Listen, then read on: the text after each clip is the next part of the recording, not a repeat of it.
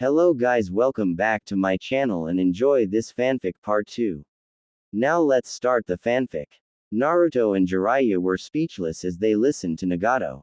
All Jiraiya could think about was despair. He hadn't known such a thing happened to the three students, and realized that even if he went now, it was already too late. Other memories flashed through. Most were when he started taking the girl in as an apprentice, to when they went to get Tsunade. He felt how attached Naruto was to his future self, so much like a daughter would to a father. The last one, Naruto was 17, when she met her mother, Kushina. He watched as they interacted, before it started getting serious. Kushina told her what happened on the day of her birth, and how why the Nine Tails attacked the village. Jiraiya's face turned hard, and stayed that way until he was the only one left. Do you understand now? He turned to face the 13-year-old version of Naruto, her face calm and emotionless. I made you watch this to see a little of what happened in the future, and what's going to happen in a little under 2 years. I want to save Nagato and Konan. I want them to change their way of trying to grab peace, but I need your help in doing so. How? Naruto held the sealing paper they used, burning it to ashes with her chakra. Her eyes seemed to shine more azure as she looked at the blue flames, before shifting them to his. I want to go on a training trip with you. The white-haired man's eyes widened, before his eyebrows knit together. Training trip. She nodded. For 5 months, starting 1 month after the Junin exams ended. In that time, I wish for you to train me in the sealing arts, and to convince Nagato. I can't go on my own, nor can I just suddenly appear with a bunch of ninjas he doesn't know. You're the best person to go with. Would you do it? As long as we'd have enough time to go to the bathhouses, yes. Naruto's eyes squinted in suspicion. He never agreed so easily before. Are you sure? Jiraiya rolled his eyes, waving a hand dismissively at her. Positive. Besides, I'll take you on as an apprentice later in the future, wouldn't I? Easier to get it done with now, and besides, judging from what I said in your memories, having you around didn't sound too bad. It would also be good to grab Tsunade on the way. She couldn't help it. Naruto threw herself at him, wrapping her arms around his stomach tightly as she resisted the urge to cry. She missed her godfather so much. Jiraiya softened his gaze as he patted her head lightly. Naruto looked around feeling nostalgic as she listened to the waterfall, and rolled her eyes at the perverted sage who was discreetly watching a bunch of women playing in the pool. Oi, arrow I mean, Jiraiya-sensei. He looked back and nodded in satisfaction. He sighed, right, the toad summoning contract. Jiraiya flashed his hands to seals, bit his thumb, and slammed the ground. In a puff of smoke, Gamma appeared with the scroll, passing it to the sage. He unraveled it before leaving the long contract on the dry, rocky floor. I'm sure you know what to do. Yep. She bit and drew blood on her thumb, using it as ink. She wrote her name neatly, impressing the white-haired man. Why would you need me to train you in the sealing arts anyways? You seem good enough to be able to make your own like the one you used on me before. I haven't seen anything like that. She looked up at him from the scroll. I haven't mastered it though. That seal was done with the help of the furball, after all. I didn't make it myself. I'll need it later on in case something happened to him. Naruto's gaze turned sad at the idea. Jiraiya nodded in understanding of what she meant. They were still in public, so they had to be careful of their words. Alright, so you try summoning a toad, and we'll have some lunch later after a while of training, got it? She saluted. Yes, sir. The two could now be seen walking down the streets. Jiraiya looked down to the bubbly 12-year-old who was ignorant to the whispers around them. Jiraiya-sama's walking with Minato-sama's sister. And they seemed like they were training. Well, duh, they are ninja. Learn her name, idiot. It's Naruto-sama. Said girl was busy smiling, eyes crinkling upwards. Arrow Senin. Can we go eat some dango for dessert? More rushed whispers surrounded them. Jiraiya bopped her head. It's Jiraiya-sensei, brat. He sighed. Sure. You'll pay for your own though. A whole lot more excited whispers exploded. Did he just? Oh my gosh, is he taking her on as his student? Naruto groaned as she patted her wallet. Ah, man. She tugged on his sleeve, her pout returning to a grin. They're doing a sale anyways. Jiraiya twitched his eye as he watched the girl vacuumed up the dango off her fourth stick. You'll get fat if you eat like that. Are you even sure you have enough money? Naruto swallowed loudly. Yup. They're 30% off today. Something about the owner's birthday. She looked around. Akin. 3 more Mitarashi sticks please. The man behind the counter smiled as he waved a hand, comin' right up. Jiraiya snapped his fingers in front of her face, gaining the blonde's attention after the waiter left the plate on their table. I want to know one thing before we do everything else. She nodded as she brought the dessert up to her lips. Was Orochimaru found guilty of anything? Her hand stopped, before she placed the dango stick back down on the plate. She flicked her blue eyes around the room, and saw that there weren't many people sitting close enough to hear them. The customers were also too busy in on their conversations, so she looked back at the man, her blue eyes reflecting the light. He was caught doing many experiments on clan children. He managed to flee from Konoha, after the third failed to stop him. Naruto combed her hair with her fingers, running it down. A few years after Dad was named 4th Hokage, the Sandaime found out about his lab, and fought him. Naruto's hands shook as she gripped her blonde locks, her face twisted in anger. That snake wanted the Hokage title, seeing it as power, but after someone else took the role, he found that he had nothing to gain in Konoha anymore. He wanted to be the ultimate being, and he wanted to be immortal. He experimented, kidnapping Konoha shinobi and using them as guinea pigs. The third found out, and fought him, trying to stop Orochimaru. Jiraiya's eyes held his grief as he tried to ask, is it possible to? Naruto finished for him, save him. He nodded. He's a lost cause now, Jiraiya-sensei. I'm sure you've noticed. He stayed silent, looking at his reflection from his tea. He finally spoke again after a few minutes, his voice deep and low. I see. We'll have to do something about him later then, don't we? He smiled weakly, and Naruto decided to change the topic, much to his relief as they got up to pay for the food at the counter. The Junin exams nearly take a month, right? Jiraiya nodded. So 1 month, another one after that, and then adding 5 months. It would leave me with 10 months before my birthday. Jiraiya understood what she meant. We're on a tight schedule then, huh? Wish we could have had at least 2 full years. He sighed dramatically. There goes my research time. The girl huffed while they walked out of the store. You aren't even writing the books yet, but you still call peeping on women in baths research. Well, a surprised, familiar voice cut him off. Jiraiya-sensei. Naruto. The two turned to see Minato along with Rin, Obito and Kakashi, who all bowed their heads in respect. Naruto grinned as she waved a hand, Rin smiled and Obito waving back. The blonde looked at Kakashi. Yo. The silver-headed boy raised a brow. Hey. Naruto rolled her eyes. Geez, man.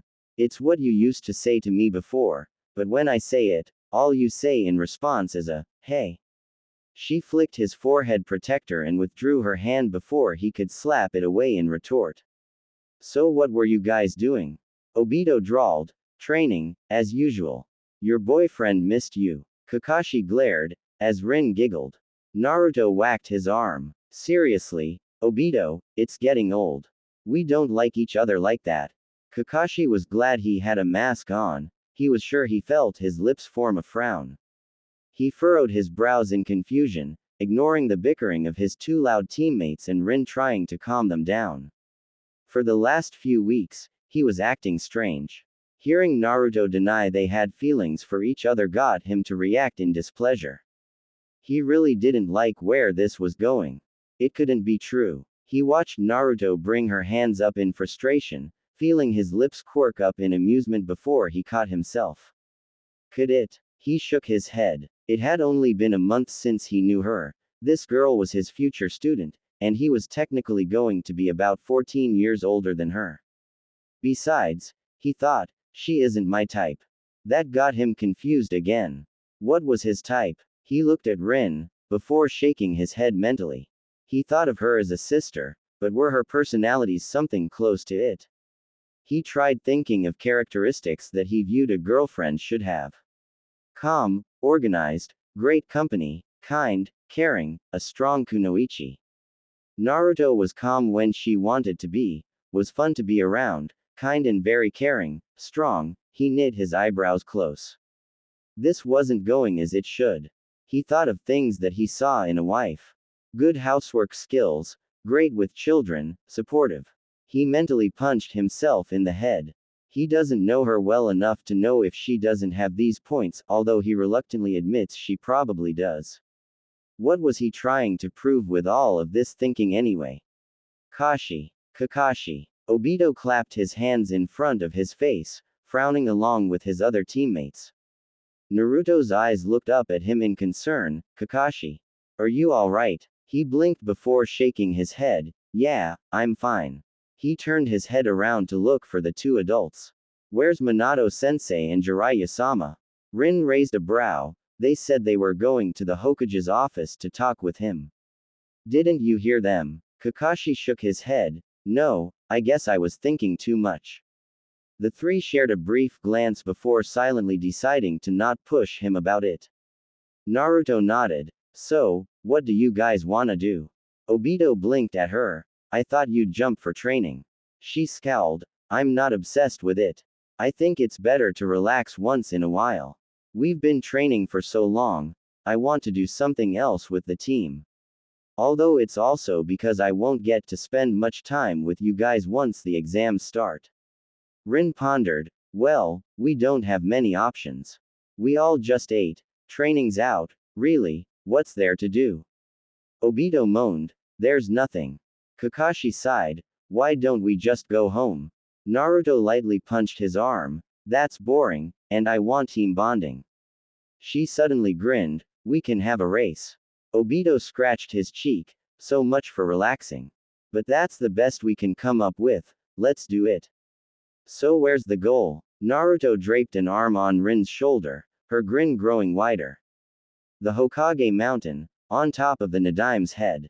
He blinked before groaning. Really, Naruto? You're a slave driver. This is like Guy's challenge with Kakashi. They got into position as Naruto shouted out, 3, 2, 1. They all bent down, waiting for the last yell. Go. Rin. Naruto and Kakashi sprinted, as the blonde grinned maniacally. Now where's Obito?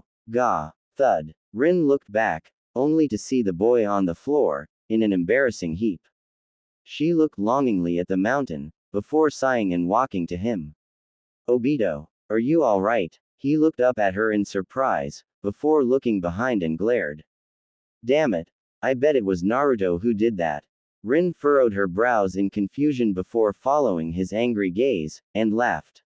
His ankles were tied together in a wire, making it near impossible to get out in less than a minute. She wiped a tear from her eye. How did she manage to do that? Obito tried to cut it with a kunai, Rin also helping. I bet she used a clone while she distracted us with the counting. Cheater. He glared at the floor with a pout, and Rin felt a little warm, fuzzy feeling in her chest. It can't be, right? Naruto was still laughing as she ran, equal to Kakashi, who was rolling his eyes. I can't believe Obito didn't notice. The girl grinned. It's 'cause I'm just that awesome. She blinked when Kakashi was gaining speed quickly. Oh no you don't. They were eventually pushing each other off, shoulder to shoulder, heads grinding as sparks flew and collided from their glares. They flew up the stairs, the movements of their feet pounding the floor were almost a blur. First, they both shout as they spread their arms wide, slapping each other in the cheek. They both panted heavily, as they glared at each other, and broke into a fit of laughter. Naruto clutched her stomach as she wiped a tear. Why are we laughing? She choked out, continuing to giggle. Kakashi's eyes crinkled upwards. Beats me. The joyful sounds eventually died down, as they lied on their backs, watching clouds, reminding Naruto about a certain pineapple-headed Nara. I totally see why Shikamaru digs this. Cloud watching. It's relaxing. Kakashi grunted in agreement. It was quiet after that, waiting for the other two to arrive. Naruto twitched. They're not coming, are they? It's been about 5 minutes already, and Kakashi sighed as he got up. Yeah, he said simply, lending a hand. Naruto moaned and lazily took it, letting him pull her up. Kakashi rolled his eyes, before patting his pants. Naruto yawned, before she nearly tripped back with a yelp, startling Kakashi. He quickly reached for her arm, before her weight made him lose balance. They both groaned in pain as Naruto tried to get up but found that she couldn't. She opened her eyes, only to see Kakashi's wide ones stare back. Who trips over their own foot? Kakashi gave her a pointed look when they returned to a normal size. She pouted. Shut up. She felt her face getting warm, and knew that Kakashi saw it. Kakashi tried to get off her, but froze when a loud voice announced their teammate's appearance. Naruto. I'm going to whoops. Kakashi and Naruto turned slowly to see Rin and Obito blushing. Naruto wanted to groan at the situation. Why did they have to come now? Obito chuckled nervously. Hi. He glanced back before looking at Rin, exchanging nods. Yeah, we'll go and leave you two in peace to do whatever it is you're planning to do. They scurried off before Naruto and Kakashi could even have a chance explain. Once Kakashi soaks in everything, he jumps off as if burnt. Naruto lets out a breath of relief, and gets up herself. She was beet red, and was sure that the silver-haired boy also blushed under his mask. She pinched the bridge of her nose. We should go before Obito tells Dad.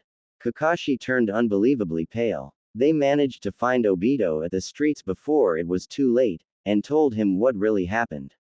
Rin and Obito sighed in relief, before laughing outright, much to the misunderstood victim's displeasure. Rin tried to compose herself, biting the inside of her cheek. Now that I think about it, you two are always in a weird predicament. It's as if you're being matched up by God himself. She gushed. All you need is the red string of fate to pull you together. Naruto face-palmed, as Kakashi sighed. Obito rolled his eyes. You read too much romance novels, Rin. She slapped his shoulder playfully. I do not. Besides, there isn't such a thing as too much when it comes down to romance. She giggled. Naruto quietly whispered to Kakashi, I'm so glad I'm normal. He nodded. She blinked. Hey, this is kind of off topic, but are you also judging in the Junin exams? He shrugged. She sighed. There was a long pause between the two. If it wasn't for their teammates, chattering in the busy streets, it would have been silent. Naruto grew sick of staying quiet. When are you planning to spend your 3 wishes, and get it over with? Kakashi smirked. When I find a good use for it. I should have given you a time limit or something. His smirk turned triumphant, although no one could really see it. Too bad. Ass. Loser. Naruto rolled her eyes. So original. She smirked. Not. So you've been called that before. Figures. Naruto glared. Prick. So original. He mimicked, and Naruto knew he was sporting a smirk. Not. Obito and Rin watched the exchange, before shooting each other knowing looks and crept away from the two. Naruto pulled at her hair. You're so. She stomps away in aggravation as Kakashi shook his head in amusement and followed. The 2 weeks flew past in a breeze, and the Chunins of Konoha can be found at a training ground, along with other Junins and the Hokage at 9 in the morning. They stood lined up in rows on a grassy clearing, surrounded by trees as they listened to Sarutobi speak. There are 16 contestants, and would be paired to fight each other. We'll stop the match once it's clear that one is the winner, and judge you based on your skills. Once we're done to one person, everyone is free to return home, and we will continue the day after tomorrow. Naruto grinned as they were told to sit back and leave space for the fighters. She looked around, before noticing that she only knew Rin and Obito. She recognized some of the others from the streets, but hasn't talked to them before. The blonde looked at the supervising junins, and didn't find Kakashi or Minato. She turned her gaze back to the matches, before Obito was called up. Uchiha Obito and Nakayoshi Akira. Obito knit his eyebrows down in determination as he watched his opponent step up along with him. He had dark brown hair tied up to a high ponytail that reached to his waist, and black eyes. He wore a gray yukata-styled shirt, the obi was black, and white pants, along with the standard blue ninja sandals. Akira tilted his head down, and Obito nodded back. Start. The two jumped back, waiting for the other to attack first. When it was obvious that Akira wasn't going to start, Obito dashed forwards, body crouched, as he brought a kunai in front of him. Nakayoshi braced himself, getting ready as he got out a kunai of his own. Clang. Obito pushed his kunai away, and quickly kicked Akira's chest, sending the boy back before he gained footage. Akira got up, this time going for the offending position, and they exchanged a fury of blows. Naruto widened her eyes when she saw a red tint in Obito's irises, but noticed that there were no tomos. Still, it was close. Rin saw it too, and sent a smile to the blonde, who returned it. The end of Obito's lips tipped up, it was getting easier, and he could almost see the next moves Akira would make. That meant he was almost getting it. The long-haired brunette blinked at the incomplete Sharingan, before focusing on the match again. The Uchiha's stamina was larger than his, and he was already starting to get tired. He had no choice but to resort to ninjutsu. Futon. Daitapa. A large blast of wind flew from Akira's mouth, aiming straight at Obito. This is bad. He looked around, before remembering, Doden, Shinju Zanshu no Jutsu. Akira blinked when Obito was nowhere to be seen. Right or left? He whipped his head to his sides, checking for any movements. Nothing caught his eye, so he looked up, and again, nothing. That left. A hand shot out of the ground and grabbed hold of his left foot before Nakayoshi could jump away, and dragged him down. Gah! Obito grinned in victory as he stood above Akira, who was buried from neck to toe in the dirt. Uchiha Obito wins this match. He helped the other boy out of the hole, and shook hands. Akira smiled. You sure got better, huh, Obito? Yup. Naruto blinked before turning to Rin. Who's he? The brunette thought for a moment. He was one of our classmates in the academy. I think they were friends before. Naruto hummed, before directing her attention to the other spars. Terada Rin and Uchiha Masaki.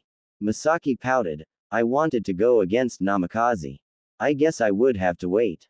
I hope you have improved, Rin. She smirked as she slightly raised her chin. Naruto had to suppress the urge to go up and beat the crap out of her. Rin smirked back. Oh, I've improved all right. Naruto helped me, after all. That slightly made Masaki's arrogant attitude falter, before she huffed. Start. Rin ran first, and aimed a punch to her face. The Uchiha dodged and aimed a kick as she bent back. Rin caught her foot, so Masaki twisted her body to aim the heel of her free foot to the side of the medic nin's face. Rin tilted her head back to avoid the hit, and they both jumped back. Rin surprised Masaki with her speed, as she brought her fist up to punch her face again. Masaki, after getting out of her stupor, lifted her arms to protect it in a hurry. Big mistake. Masaki was thrown a few meters across the field, and was sure the bones of her lower arms were fractured. Rin straightened her back as she waited for the other to get up. One of the judges walked up to check on Masaki before calling in the medics to bring the stretcher. Winner. Terada Rin. The match didn't even last 5 minutes, causing whispers to erupt from the other Chunins and some Junins. They recognized that style, and Naruto heard Tsunade's name. She whooped and congratulated the winner, who smiled. Naruto was left for the last match, causing many conversations to pipe up. Everyone waited in anticipation, and wondered who she was up against. Namikaze Naruto and Uchiha Yusuke. Naruto looked at her opponent, who had spiky black hair, a little longer than Obito's. His eyes were black, and he wore the standard black Konoha nin uniform along with blue sandals. His forehead protector was tied to where it was supposed to protect, keeping his hair out of his eyes. He looked slightly nervous, but kept a determined face. They shook hands, before Naruto smiled, "Let's do our best." She didn't notice the red tint on his face, along with other boys in the audience. The Junins shook their heads, before the referee shouted, "Start." Everyone went quiet, as the two waited for the other to go first. Yusuke ran up, and sent punches, as Naruto dodged. They exchanged hits and blows, dodging and countering each other's attacks. Naruto made a sheep hand seal before thinking the jutsu out loud. Kage Bunshin no Jutsu. 5 clones puffed to existence, before they surrounded the Uchiha. He got out a kunai, and sliced at them, avoiding their hits and blows. He managed to cut them, as they popped away. He looked back to see Naruto smirk, and was about to run to her, only to hear another pop and the sound of paper crinkling behind him. He felt a tingling sensation spreading from where the paper was, going all the way to the ends of his limbs. He tried to look back, but found that he couldn't move. "Hey, Proctor, I think the match is over." Obito spoke up, when he noticed the seal on Yusuke's back. It was the one Naruto worked on the past week, just finishing the day before yesterday. She had explained that it was based on the Nara clan's Kage jutsu. It doesn't make the target move like the creator of the technique, but it freezes them, once the seal is placed on a part of their body. The seal takes the creator's chakra, and once placed on the target, it releases, the chakra seeping into the skin and muscles. It wears off after a few minutes, depending on how much chakra you make the seal absorb, after the victim's own chakra washes it out. Another way to stop it is for the sealer to take his or her chakra back from the seal. Naruto had also explained that if she used the furballs chakra and altered the seal slightly, she could burst the target's chakra coils, effectively stopping him or her from ever using chakra again. Rin added more medical details, most of them he couldn't get, saying that the victim could die from losing all of his or her chakra. Naruto is someone you would never want to face as an enemy. Alright, winner is Namikaze Naruto. There was a round of applause as Naruto's clone sheepishly removed the seal, letting the boy move again. They shook hands, as Naruto gave a sincere, apologetic smile, "Sorry about that." "No hard feelings." Yusuke chuckled before shaking his head. The people who lost went back to where the proctors are, as the people left over were nervously waiting to be called up. Naruto blinked, and remembered that she could practice Sage Mode as she sat down to wait. She frowned slightly, wondering if she should. She shook her head after a minute of thinking, deciding that she would want to use it against someone she was sure she'll have a tough time against. The element of surprise is her specialty, after all. She grinned to herself, as her former sensei's voice rang in her head.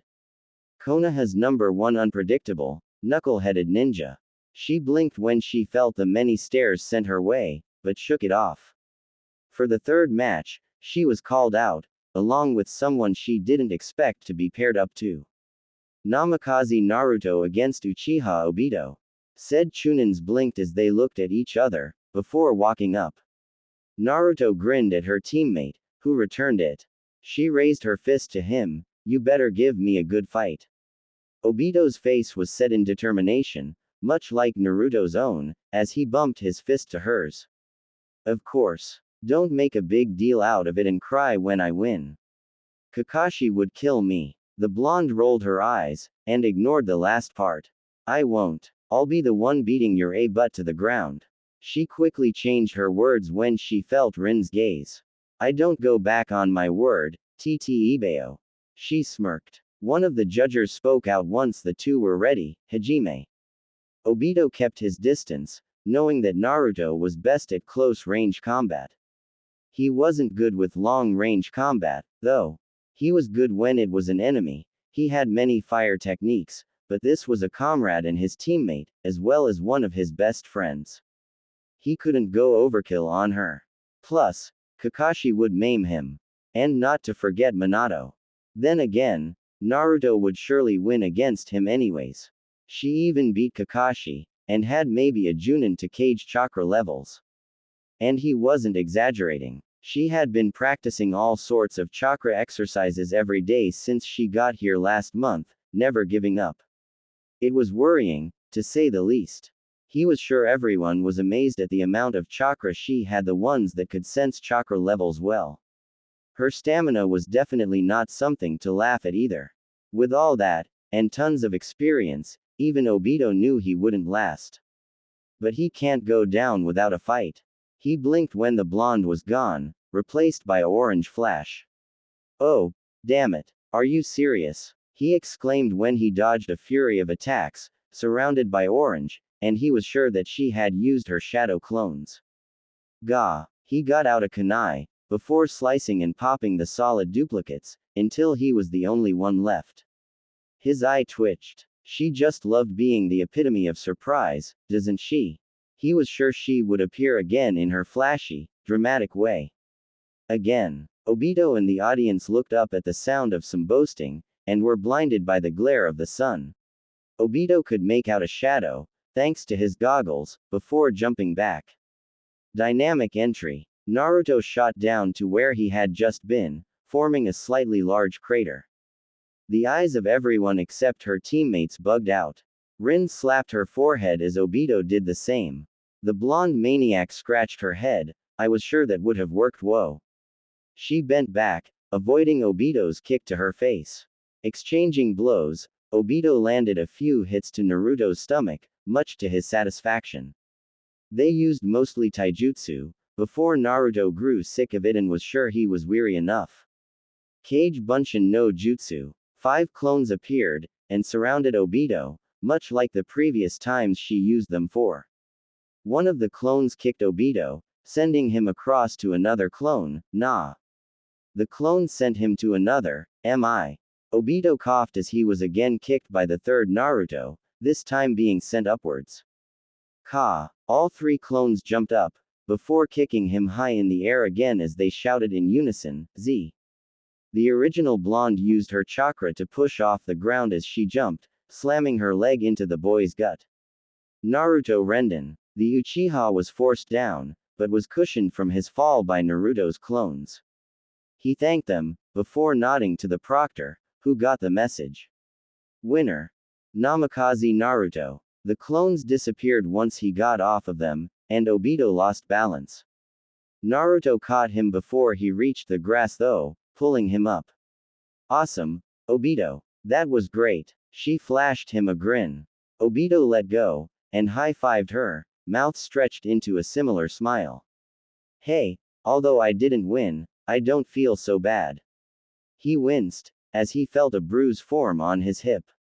Except for that, Naruto laughed sheepishly, sorry. As they walked to their assigned rows, Naruto tried to ignore the stares sent her way as she silently sat down. She sighed when she heard the barely whispered conversations. As expected of the Yellow Flash's sister. I bet she's still holding back. She smiled back at Rin's sympathetic one, before nodding to her, good luck. The proctor looked back at his paper, before calling out, Terada Rin and Akamichi Chojiro. Her small, shy smile turned into a full-blown, confident grin. Thanks. Great match, by the way. She replied, before going up against her opponent. Hajime. Chojiro was pleasantly plump, Naruto thought to herself, remembering Choji's reaction to being called fat. Chojiro had red-brown hair, which spiked around his head and was kept out of his eyes by his Hittite. He wore a red-colored, half-sleeved jacket over his pale green shirt, which had the Akamichi clan symbol on the front. He wore black shorts, and the standard blue ninja sandals. His eyes were slightly crinkled up as his eyebrows were slanted down in a serious manner. Nikuden Sensha. He shouted out loud as he grew a lot in size, and was puffed up into a ball. With amazing speed, he rolled towards Rin. Oh no you don't. She smashed her gloved fist to the ground, forming a huge crater, making the round boy fall into it, unable to stop. Taking this chance, Rin dashed to him, pumping chakra to her muscles. She kicked him as hard as she could, the chakra exploding out of her foot. The Akamichi changed back to his normal state, knocking down to the ground painfully. When he propped himself with his elbows, he stared wide-eyed at the petite girl. What are you staring at? He would have turned around to see the speaker behind him, if not for the kunai aimed to his throat. Winner of this match is Terada Rin. Said girl put her kunai back to her pouch, much to Chojiru's relief, as she lent a hand. He shook his head and got up on his own, not wanting to take the girl down with his weight. He smiled gratefully. Thanks. Was that genjutsu? She blinked, before realizing that he meant the stunt earlier. Yeah, I made you think I was still there, when in reality I was running behind you. She rubbed the back of her neck guiltily, something she caught after being with Naruto for a while. Ah, but that was great. He grinned. It was my fault for not training enough. Rin was about to disagree out of modesty, but was cut off by the main proctor. Now is the second last part for this course of the exams. The remaining 4, please stand back, and the others, please go to the judging area. The 4 sat in a line, leaving a lot of space for the fights. Naruto looked around her to see the survivors. To her left was a Hyuga boy, probably the same age as her, who was dressed much like Neji did when he was 13. To her right were the 2 other contestants, one of them being Rin. The other, sitting right next to her, was an Uchiha, judging by the painfully obvious Uchiha crest on his back. Uchiha Kazuki against Namikaze Naruto. Oh, so his name was Kazuki. She blinked. Is he Yusuke's brother? They did look quite alike. The only difference is that Kazuki had brown hair, and his eye shape was slightly more sharper. He seemed to be cold, and was quiet, unlike Yusuke, who was slightly more open. Yusuke seemed like the shy type, while he was just distant. Are you Yusuke's brother? Naruto asked, curious. Yes, he's my little brother. Ah, she got into position, and waited for the proctor to call out. Hajime. Naruto started first, surprising Kazuki, and flashed behind him. He turned a little too late, and was kicked across the field, before jumping back up and was ready to fight.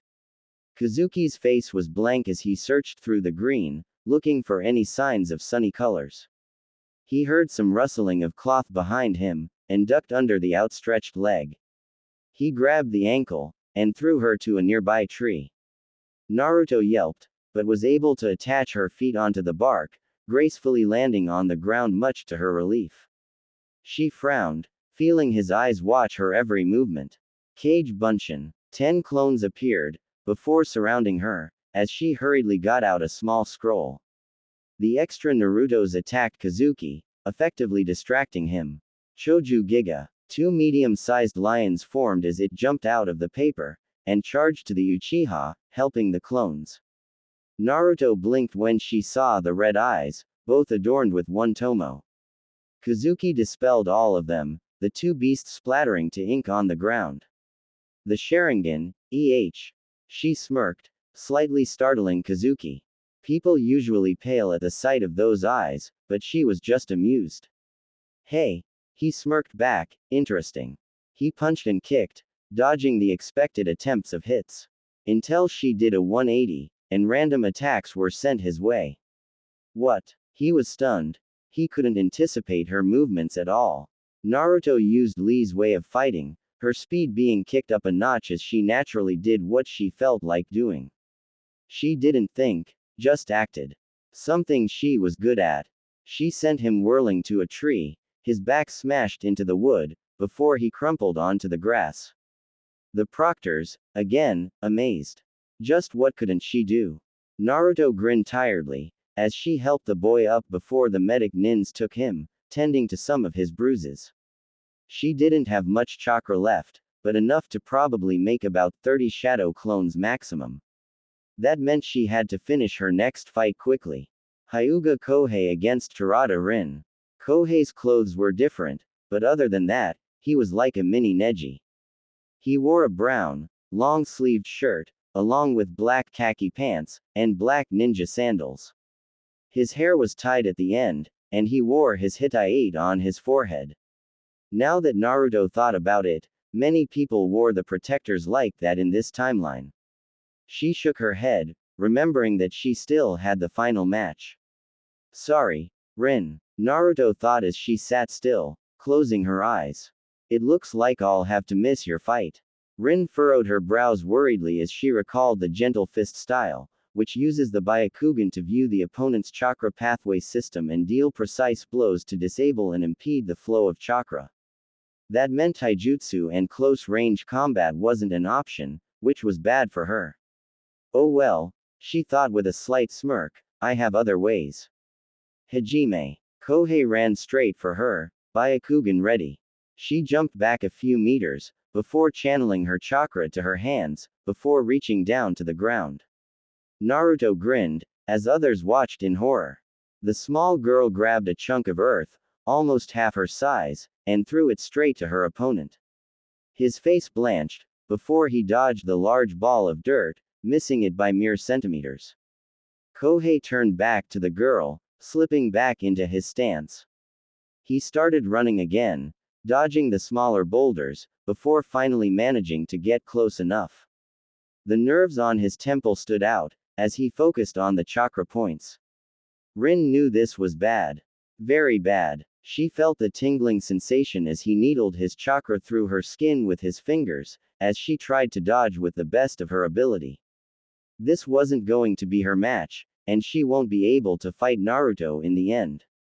But that doesn't mean she'll let him go without a scratch.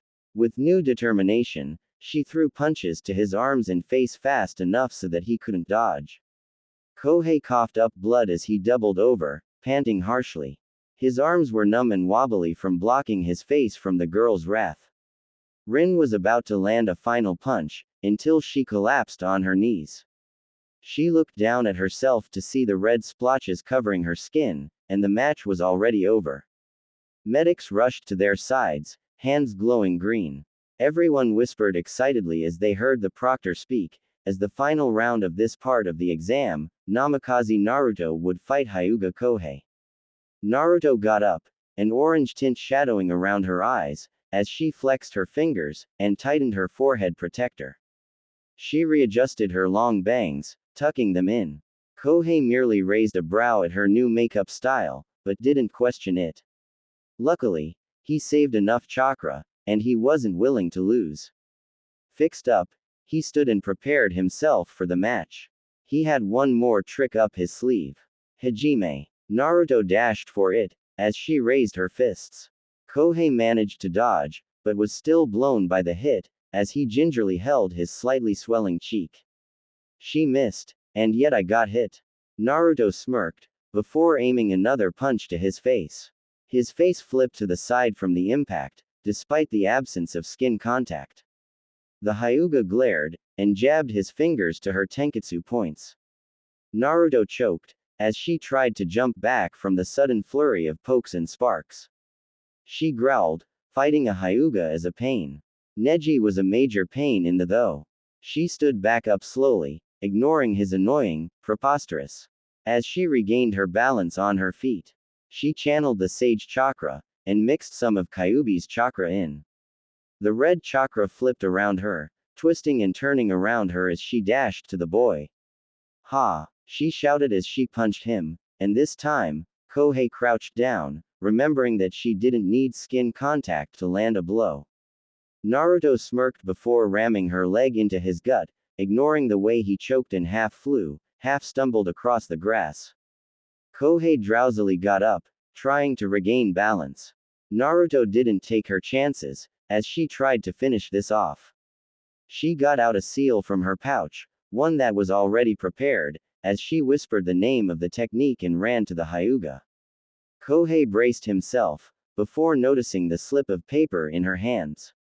He cursed, before trying to get some distance between them, despite knowing he was very weakened and slow from the last attack.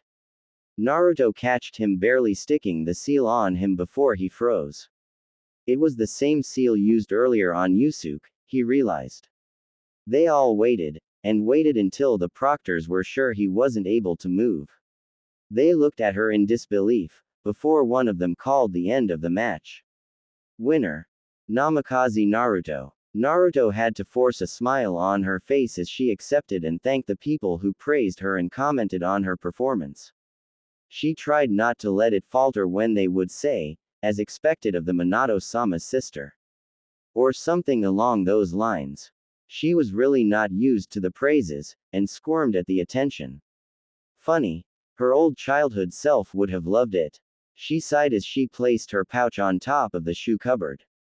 Tadaima. Welcome back. Kushina's here, Naruto. Minato appeared along with an overly excited redhead. Naruto immediately grinned. I got top place in the sparring tournament. They beamed in pride, Kushina embracing her to a tight hug as Minato patted her on the back. Naruto forgot about her tiredness and soaked in the affection for all it's worth. Kushina stayed for dinner. Her and Naruto cooked as Minato tidied up the house. The redhead grinned widely the whole time, feeling like a mother cooking with her daughter. Naruto looked a lot like she did, too. It was nagging her at the back of her mind. Makoto had told her the same thing, saying that they looked so similar, that it was unbelievable. Kushina Onichan. The woman blinked, before looking down at the blonde. She shook her head, smiling. Naruto frowned, but didn't question it, and smiled back. They continued with the meal, and served. Minato knew he was drooling. The yellow flash, and future fourth Hokage was drooling. But he couldn't help it. The sight of the brilliant, shiny chicken practically sparkled, and he could smell it all the way from the bedrooms, even with the doors closed. It smelled so good. Itadakimasu. The three chorused, before digging in their forks and knives into the meat. Minato drooled again at the sight of the juice dripping out of the chicken. He took a bite, and the taste exploded in his mouth. He continued to chow it down hungrily, as Naruto and Kushina watched in amusement. He shook his head. You two are miracle workers. The second part of the exams would be held here. Each of you would be called inside that room. Hiruzen pointed to a metal door that had a barred window, and would be treated as if it were a real mission for up to an hour. You would each receive a paper, listing important information that is vital to the safety of the village. You must not give it away, under any circumstances. Naruto blinked, before understanding. This was an interrogation test. Whoever's inside wants the information that was written on the sheet, and would do anything to have it. They could torture the contestants, mentally or physically, and it's up to their willpower whether they pass or not. This is the real test. She narrowed her gaze. The last one was basically a test on our physical strength, while this one is a test on the mental state. She looked around. Everyone is given a second chance. Her eyes shone with determination. I see. Many came back out, terrified and shaking, in different times. Some was out not even half the limit, while most had passed successfully. The people who still haven't gone yet were glancing at the door in nervousness, anxious and frightened at what could be happening inside. Screams could be heard, causing the Chunins to wince. Rin and Obito had already gone and passed, much to the Naruto's relief, and she noticed how the Uchiha was practically shining with glee. A whole lot more different from everyone else's pale expressions, but she'll ask him about it later. They, along with the others who had already been tested, were dismissed, leaving behind 7 contestants, including the blonde. Namikaze Naruto. Said girl ignored the eyes that followed her as she walked, wrapping her hand around the handle of the door. She ed in a breath, closing her eyes, and relaxing the constant thudding in her heart. She pushed the door open, and opened her eyes to see a dark room, with nothing but a table and a chair. In front of the metal desk was a tall and huge man, in a black suit and wearing a black bandana-styled Hittite. He smirked, lips twisting as his eyes watched her every movement. Welcome. You do know what you're here for, don't you? She decided to amuse him, of course. I'm here to be promoted. He let out a dark, loud chuckle. Right. Well, you'll have to get through this first. I want information, and you seem to be a tough wall to break. His licked his lips. I look forward to it. Naruto suppressed the urge to shudder, being vaguely reminded of Ibiki, as she smirked back. I do too. She sat down on the chair, ignoring the way the table bit her with its coldness as she rested her arms. Soon, she was overcome with complete darkness. What? Naruto looked around, seeing nothing but black. Odd, she looked down at herself, only to blink in surprise. She wore a white shirt with a red swirl, along with black pants and blue sandals. But that wasn't what surprised her. She was in her most likely 7-year-old form. Naruto rolled her eyes. What's with her and the age-changing thing?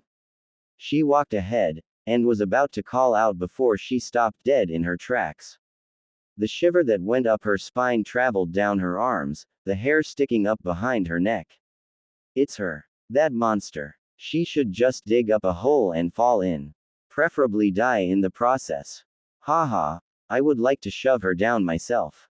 Naruto's blue eyes were wide with shock, and then grief. What the hell? If it wasn't for her, Sasuke-kun wouldn't have left. Naruto widened her eyes. Sakura-chan. I'm disappointed in you, Naruto. Kakashi-sensei. You were a pest. You constantly got in the way. Don't you ever give up on trying pulling everyone down. She heard his sneer in his words. I'll gladly take away your existence. Many would praise, be thankful to me. The village, they'll worship me a lot more than you could ever dream of. I'll be their savior and demon. Humorous, right? Stop. Why don't you just quit? Naruto opened her eyes, still clutching her ears. Quit everything. You'll never be able to gain peace to the world. Did you honestly believe that? Naruto stood her ground. I do. And it would work. She fell back on her knees, clutching the part of her jacket where the heart was. It pulsed, and sent a wave of excruciating pain through her body. Kakashi chuckled darkly. Don't be such a kid, Naruto. Sure, I tagged along and supported you since I cared. But now, it's getting old. Stop your delusions, it was already impossible to begin with.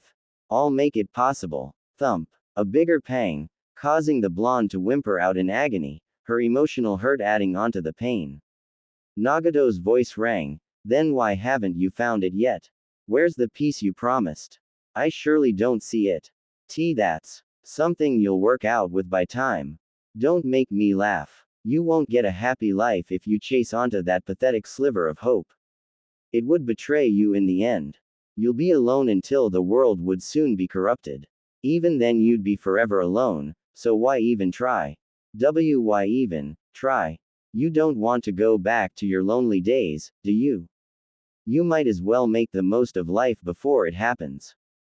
Time is slipping out of your hands. Quit. The Nine-Tails voice boomed and echoed through. Yes, why don't you give in? You'll gain more bliss in your limited amount of pathetic life. You can start now. Naruto collapsed, curling into a ball as her body convulsed. Make it stop. An unfamiliar voice boomed. Tell me what was written on the paper, and I'll free you. I'll let you go. I will free you from your pain. Naruto paused as soon as those words were spoken.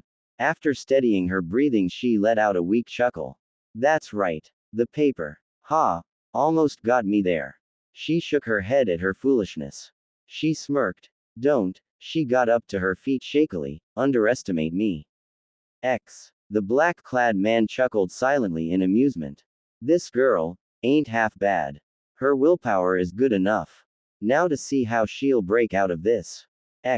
How do I get out? Naruto glared. This is why I hate my non-existent skill in genjutsu. She looked around for any signs, but all that met her was black. You want my help in this again, don't you? No, I'll try on my own. How? Idiot. He'll tell that it's your chakra. I'll try to find an escape myself. The beast rolled his demonic red eyes. Are you stupid? Oh wait, you are. Fine, if you want to do it on your own that badly, I'll tell you how to do it. For real? Yes, now shut up. Stop the flow of your chakra completely. Whoa. Hold on there, Kurama. Naruto pinched the bridge of her nose. She did as he told her to, and if the beast didn't have claws he would have slapped his head. You take too long at this. Shut up. I'm just below average. Then tell me how you can use your former pink-haired teammate's technique. Never mind. I got it. See. True to her word, she managed to stop the flow, but not for long. Hurry up and tell me the next part. Apply an even stronger power to disrupt the chakra flow of the caster's chakra. In other words, make your chakra seem like an uncontrollable current. She did as he told her, and blinked. The scene changed back to the room she was previously in. Naruto turned to look up at her captor clapping, a satisfied smirk cast on his face. Good job, Namikaze. You have a week of rest and time to train for the final round of the exams. Be prepared. And with that, she was kicked out of the interrogation room. It wasn't so hard, Naruto concluded, although it did distract her. She knew that the proctor didn't know what the genjutsu showed her, so it was most likely a jutsu based on the target's fears. It was too realistic. That spooked her uncontrollably. She gave an encouraging smile to the next Chunin, wishing her good luck. The girl smiled back weakly, thanking her before the door shut behind her. Naruto continued to the exit, grinning at her team, as she high-fived Obito. Rolling her eyes along with Rin at the curt nod Kakashi sent her way. Minato smiled. Went well. She shrugged. Could have gone worse. Oh. Naruto turned to the Uchiha. What were you so happy about? Obito's mouth stretched, nearly splitting his face in half. I got my Sharingan. Rin whipped her head at him, eyes wide and, Naruto blinked. Was that terror? Kakashi gave a slight nod. That's good, Obito. Rin looked away as she rubbed her arm. Minato caught it. Rin. The girl stood up straight, forcing a smile. Isn't that great, sensei? He finally got it, after waiting all this time. Minato didn't look convinced, but let it slide. Yes, that is. Come on then, team. We still have a few hours before sunset, so we can squeeze some training in. After training, while the rest of the team had already gone home, Rin and Obito walked down the streets. Obito had his arms folded behind his back as they strolled, pretending to not notice Rin's constant worried gaze. What is it, Rin? You know what I'm going to talk about, Obito. Are you really sure about this? Obito's lips curled to a frown. Of course. I've been thinking about it ever since I made up my mind. Rin's hands tightened. Obito, what if Kakashi doesn't want it? He'll have to cover it most of the time, since he can't switch it on or off. It would hinder him. His frown turned slightly into a scowl, but it would be very useful in tough battles. He would have gotten it anyways if Naruto hadn't appeared. Rin stopped walking. Obito turned back to face her. They were now near the Uchiha district by the lake. It isn't Naruto's fault. I'm not saying that, he snapped, before stepping back when Rin flinched. Sorry, I didn't mean to sound, it's just Obito walked to the deck and sat down. Rin followed, but stayed standing. I think it's better if he got it. It might make him hate me for a while, and also the clan, but it would get better as time passes. Plus, it would be admirable from the villagers' point of view. An Uchiha giving his sacred possession to his best friend. It would give the clan a better reputation. The clan had agreed to it, albeit a little reluctantly. He sighed, as he watched the water reflect the setting sun. It would make things easier for Fugaku-sama and Naruto. I don't know what they agreed on or anything, but it seems like the clan is loosening up. The people are getting reassured, and aren't as pressured as they were before. They've been saying great things ever since. Rin stayed quiet as he continued. I don't mind if Kakashi hates me for this. I feel like I owe him, seeing him work so hard over that jutsu. It would be the perfect gift for passing Junin. Obito finally looked back, grinning at the girl. Her lips curved into a gentle smile. I see. I doubt he would hate you. He isn't like that anymore. She walked and sat down next to him. He'll probably blame himself, though. It would be good if you explained afterwards. Hey, Ren, yeah, do you still like Kaka? Obito blinked, turning his head to his right before smiling to himself, watching the sky darken to a beautiful purple. Rin closed her eyes, the ends of her lips lifting, as she rested her head on his shoulder. So you really are going? It wasn't a question. Naruto looked back behind her to see the tall man. You aren't even going to say goodbye. The blonde smiled sadly. I don't have any words to say. They already know my gratitude and love towards them. I don't want to make it worse for them and distract them from the war. His eye bore into hers, the moonlight bouncing off his hair. They are bound to find out soon. Sakura already knows what I'm planning to do and she knows how I feel about her. I love her like a sister. She'll tell everyone about it, and explain it better than I ever can. Naruto smiled, her eyes crinkling up as she raised a thumbs up. You know how I feel about you too, right? I think of you like a second father. Thanks for being an awesome sensei. Kakashi sighed. He seemed to want to say something, but shook his head. He showed her his infamous eye smile before ruffling her hair one last time. Thank you for being an excellent student, Naruto. The dream shifted into a dark scenery, clouds gray and lighting struck. The blonde stopped running, looking up at the figure, her eyes set in determination. Sasuke. So you came, Naruto. His chuckle dark and sinister. You never go against your promises. His eyes void and empty. Then I trust that you'll keep the promise. This is the Sasuke I see before me. On your death. Naruto awoke with a jolt, breathing harshly, wide-eyed. She looked around to see that it was her room, the moon's light entering through the window as it draped over her bed. She ran a hand through her damp hair, before grimacing. She needed another shower. After doing just that, she decided to go for a walk, seeing as she was now awake, and didn't seem to be able to sleep any time soon. Slipping on her shoes and closing the door without a sound, she walked on, not really going at a certain destination. She was lost in her thoughts, and her clearer memories, that mostly were on Team 7. Her Team 7. She was now walking on the road near the lake after about 30 minutes. She looked at the deck, remembering the very memory that wouldn't leave. It was when they were 7, weren't they? Right after the Uchiha massacre. Without realizing it, she walked towards it, drawing her knees close to her as she sat, staring at the moon's reflection. She must have been there for at least an hour, before she succumbed to exhaustion. She fluttered her blue eyes open, only to see a puppy's face right in front of her own. Whoa! She fell off the bed with a loud thump. Wait, bed. Series of thoughts ran through her head as she looked around the gray walls, the dark wooden floor, and the navy blue sheeted bed she was in. She looked out the window to see that it was daytime, before she blinked. Wasn't she at the lake last night? So you've finally woken up. She turned to see something she didn't expect, or more correctly, someone. Kakashi. Said boy rolled his eyes. Yes, who else would I be? What were you doing so early in the morning anyways? In your night clothes, no less.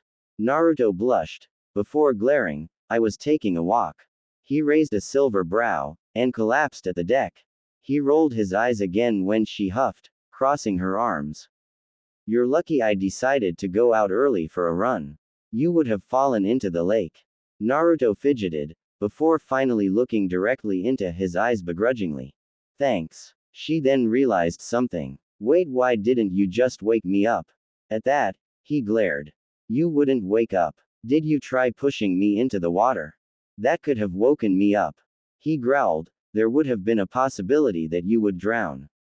I'm a ninja. I don't drown. He snorted. Could have fooled me. Besides, if you did drown, and I would have had to go in to save you, and bring you home dripping wet.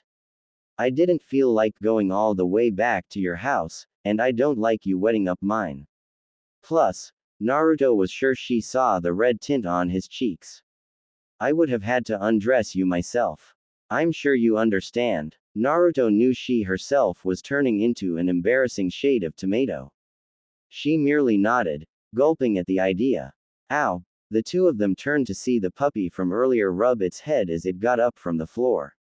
Naruto blinked, before sheepishly smiling. Sorry there. I didn't mean to hurt you. She picked it up, scratching the back of its brown ears. She turned to Kakashi with a questioning gaze. Is he a summon? This pug's sorta familiar. Pakun. The blonde blinked, before holding the small pug away from her, inspecting it. She grinned and brought it back to her chest. You're so cute when you're a baby. Pakun scowled. I'm not a baby. Kakashi coughed into his hand, earning the attention from the other occupants of the room. He raised a brow at his teammate. Since when were you so squealish?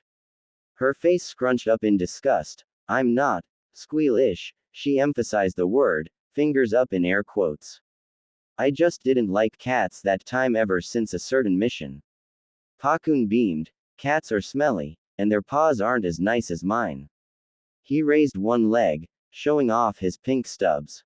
See here. These are nice and soft. Kakashi rolled his eyes as he patted the dog. Naruto blinked, pressing his nice and soft paws lightly with her fingers.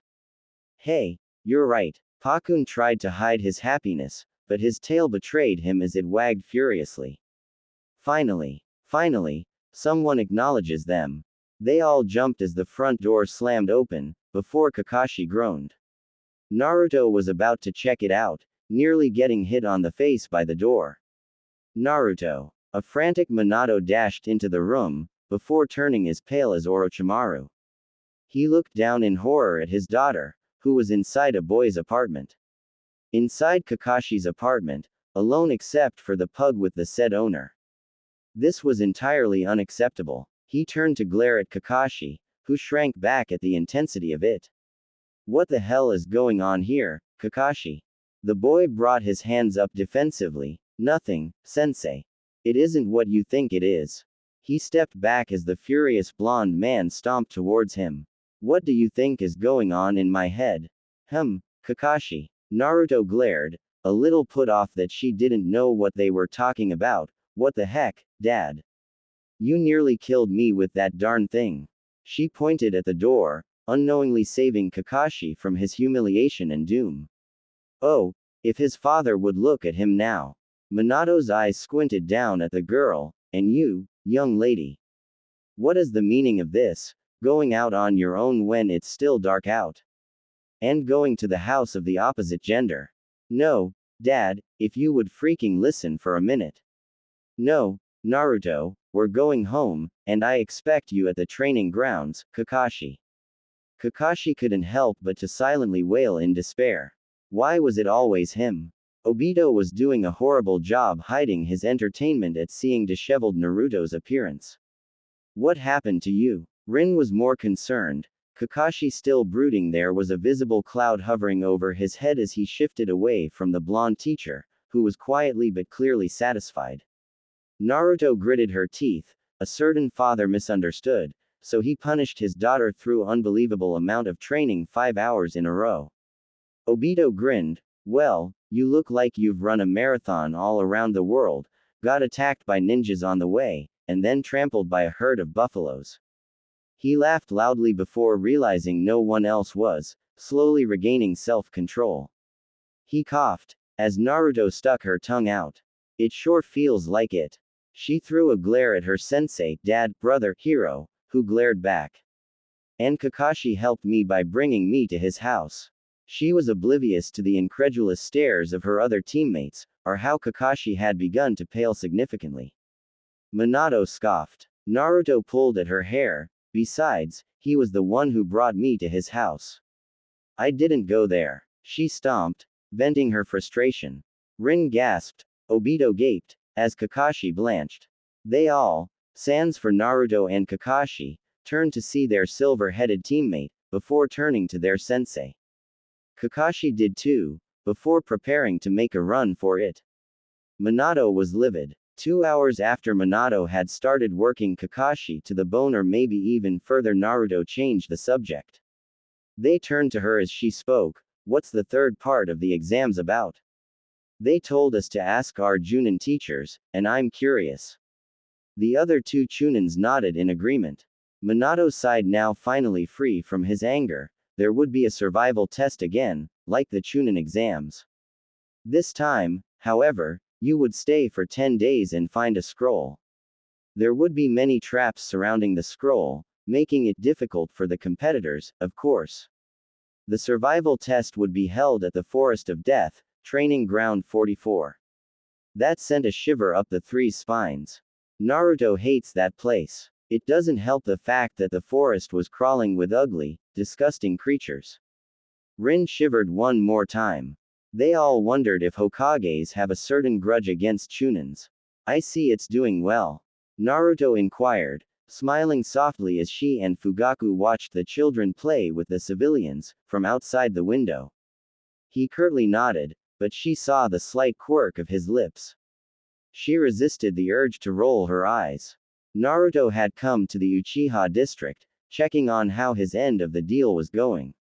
She had been holding a wide grin as she watched the children of the clan interact with kids from the other clans or civilian families. She had seen the slight surprise as the parents had come to pick them up, but noticed it had been a pleasant one. The bond between the Uchiha and the village was slowly being repaired. I have a proposition that might benefit the both of us. The blonde raised a brow, prompting him to continue. I would make this clan have a better future, as you have suggested. In return, I would like for you to ensure this clan's safety. When he didn't continue, she repeated, for me to ensure this clan's safety. He had nodded once. How? To keep the secrets secret. I will change the Uchiha ways into a brighter, more pleasant clan.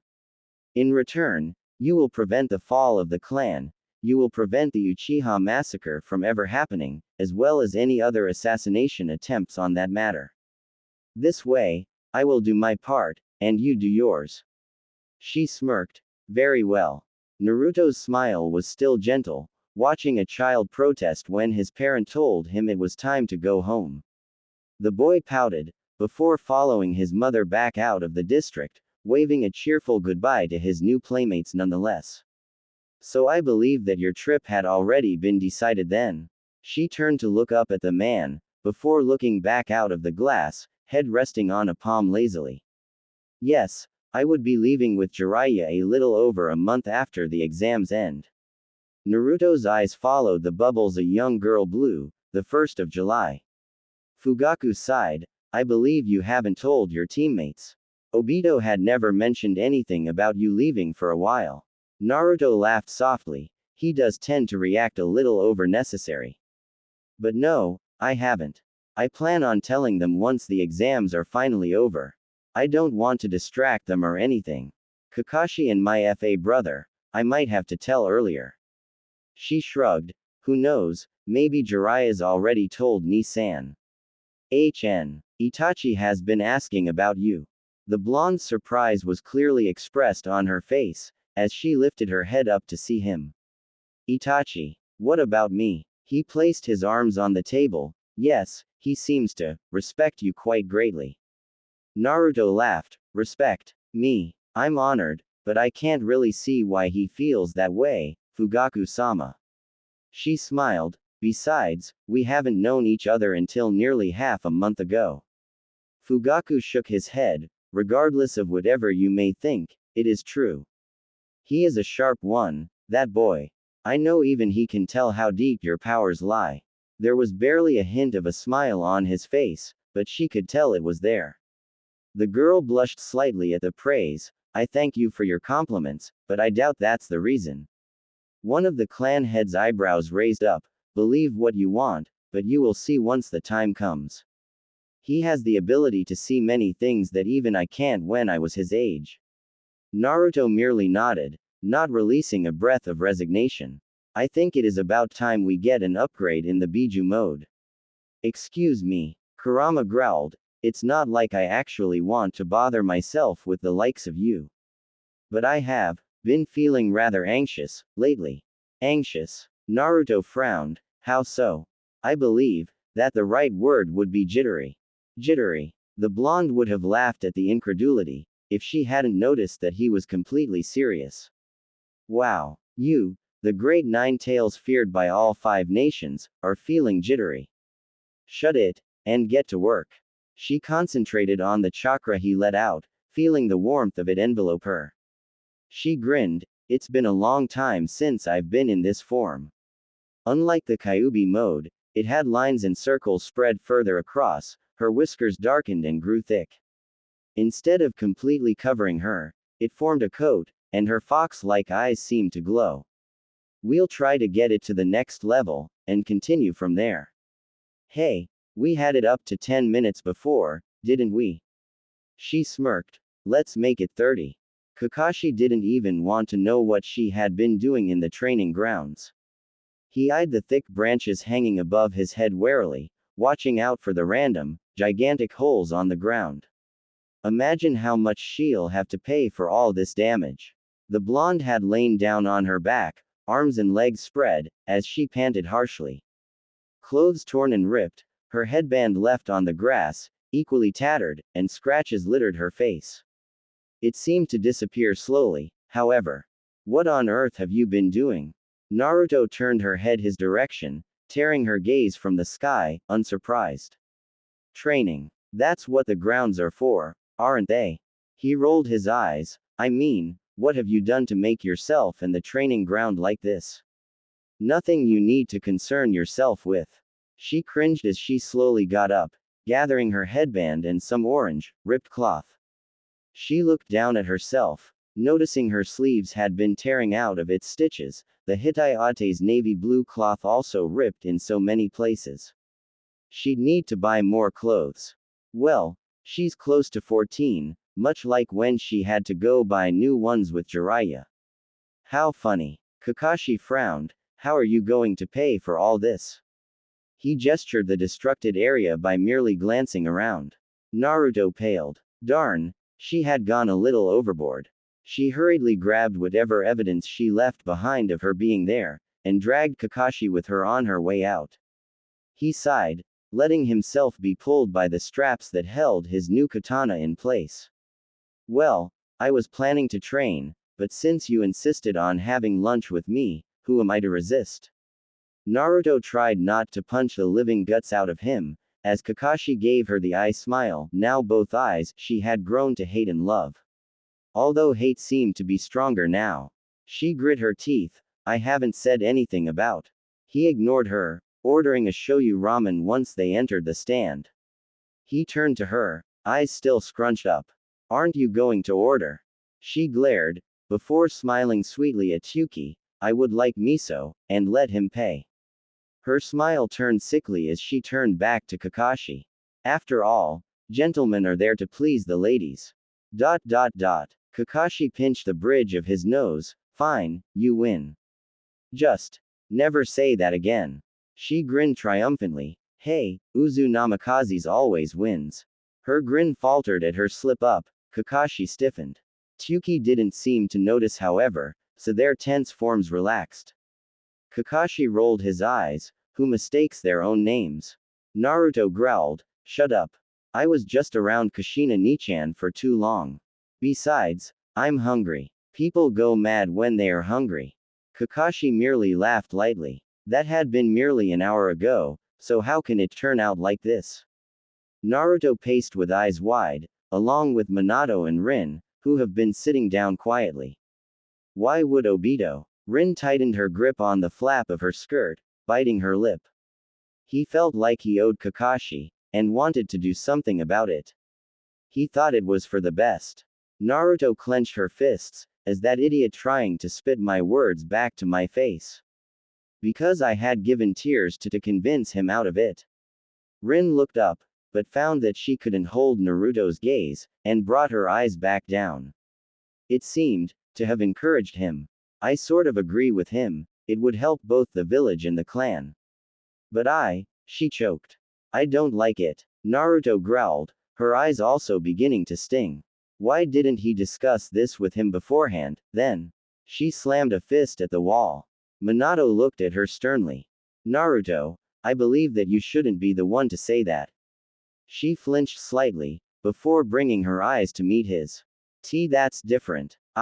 Rin's wavering voice stopped her. Tell me, Naruto. Are you keeping something from us? I am not keeping something from you guys. I merely had planned to tell at a later date. A long pause stretched, until the door finally opened. You may see them now. Naruto clenched her fists, watching the bandaged eye of both boys. Rin sat beside Obito's bed, the side of the covered eye, so she took Kakashi's. She reached up to brush the hair away from his eyes, staying quiet. Minato watched this sullenly, and looked away. A minute later, he left the room, knowing that it was better to leave them alone for a while. Naruto didn't even notice her hand rising up, until her fingers ran through his silver hair. She smiled softly, remembering the slight awkward moment the first time she did this. She continued combing through his hair, lightly entangling the locks as she rested her head on her left arm, which was on the bed. It was odd, she noted, doing things she had never done with her teacher. She had never touched his hair, despite her curiosity at how it defied gravity. Even though she wanted to know, she never even thought about touching it. So why now? Was it because they were now the same age? Was it because they were more of best friends than they were in her future? Was it because he reminded her of Sasuke? She pushed that thought away as quickly as it had come. Kakashi is Kakashi. Nothing will change that. It still lingered in the back of her mind though. Was she really so desperate as to cling onto anything that had reminded her of her love? Was she really that despicable? Kakashi had already been awake halfway through, but stayed in the same position, liking the feeling of her hand through his hair.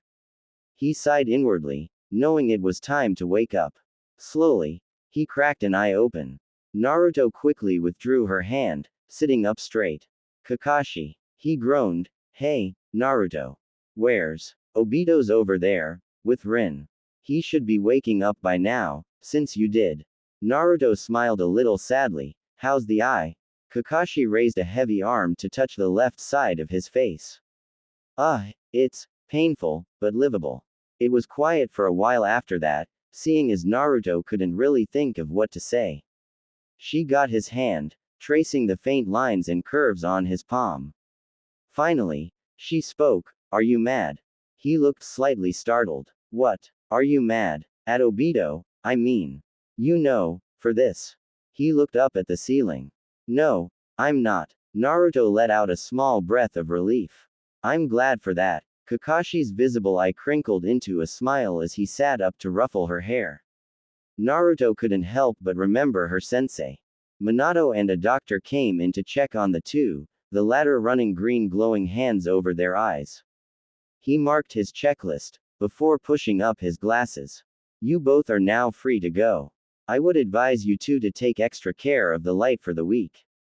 Naruto rolled to her side again, for what seemed to be the billionth time, on the bed, trying to get to sleep. All this thinking was unnecessary. And yet she can't seem to put her mind off it. She wasn't stupid. She knew what she was getting into.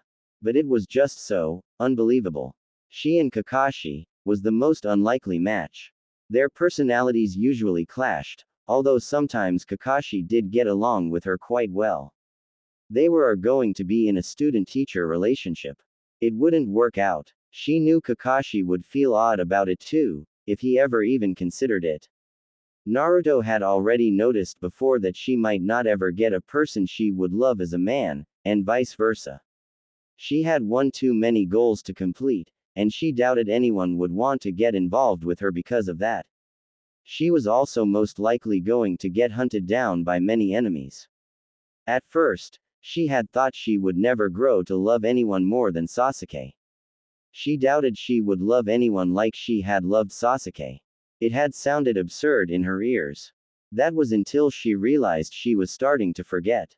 His voice, his face, and the warmth he used to have in his eyes, they were starting to leave her with only her feelings once it has all been squeezed out. Those feelings would soon turn hollow, and she will forget why she even loved him in the first place. Was love always this easy to forget? Regardless whether it's because of a jutsu or not, shouldn't it at least last longer than this? If she should estimate, it would only take her less than 6 months to forget who he was. She might remember what he meant to her, but definitely not his characteristics or anything of the kind. Maybe it was better to not love in the first place.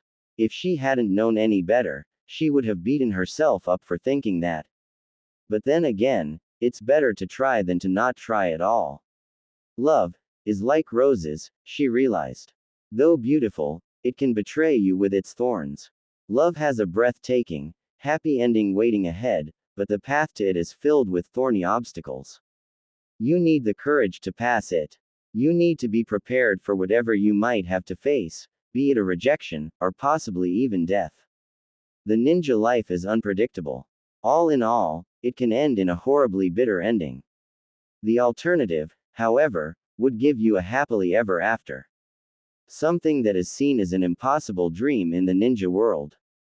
But when it came to the child of prophecy, did it matter? She had overcome everything that was said to be out of her reach. She had gotten the acknowledgement of the village, even respect and devotion.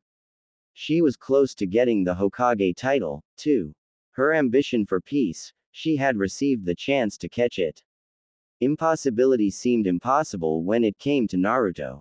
So why was she contemplating to give up on love of all things? Why does it have to be so damn complicated? For the final round of the Junin exams, you are to remain in training ground 44 for 10 days and obtain a scroll from some Junins. They will be staying for as long as you all will in the forest, so you have up until the limit to find them. You are also expected to survive against the creatures inside the grounds, and to be careful of traps or snares lying around. I warn you, this test will be more dangerous than the previous ones. The Hokage sent stern glances to the Chunins. Naruto frowned. Chunins against Junins. That wasn't fair for them. Looking around, Naruto noticed that there were now only 9 participants left. She blinked when she heard a voice behind her. It was a girl, who was eyeing the forest warily. May we work with others? One of the Junin proctors spoke. Yes, you may. You are also allowed to fight other Chunins if you are desperate enough. Waving to her teammates, Naruto went to her assigned gate. Looking up at the white square, Naruto read the number out loud. Number 1, EH. She grinned. 1's my favorite number. She looked ahead determinedly. She has to promote to Junin. She won't get another chance until 6 months later, and even then she'll be too busy to participate in the exams after. The gates creaked open, and she soon ran in. After about 10 minutes of jumping from tree branch to tree branch, she finally found a good place. Which happened to be the remains of what seemed to be a gigantic elephant. Luckily, there weren't any flesh or anything left, just a pile of bones, but the ribs were large and thick, hiding her quite well. But it was mostly flat ground around her, without much trees to obscure the bone cave.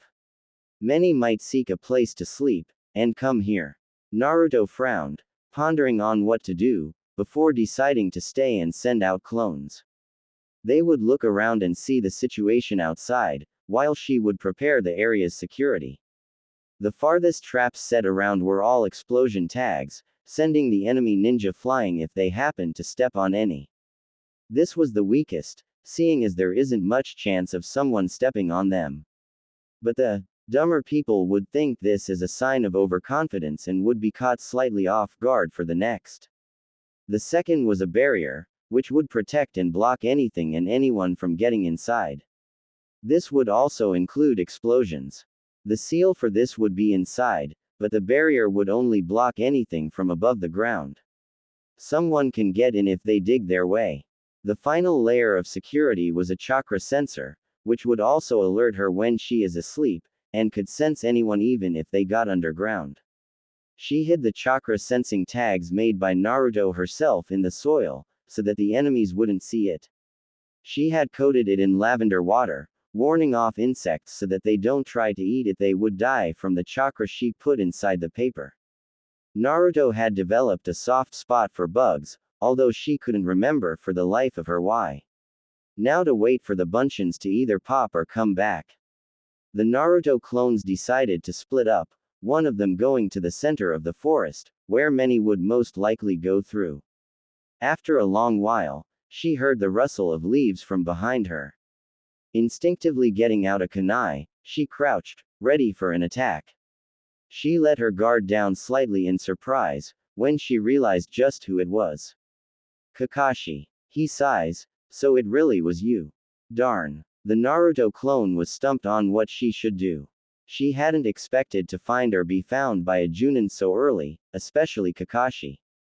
Naruto tried to hide her discomfort as she forced a laugh. Do you really like me that much? Kakashi stiffened, before relaxing fast enough so that she didn't notice.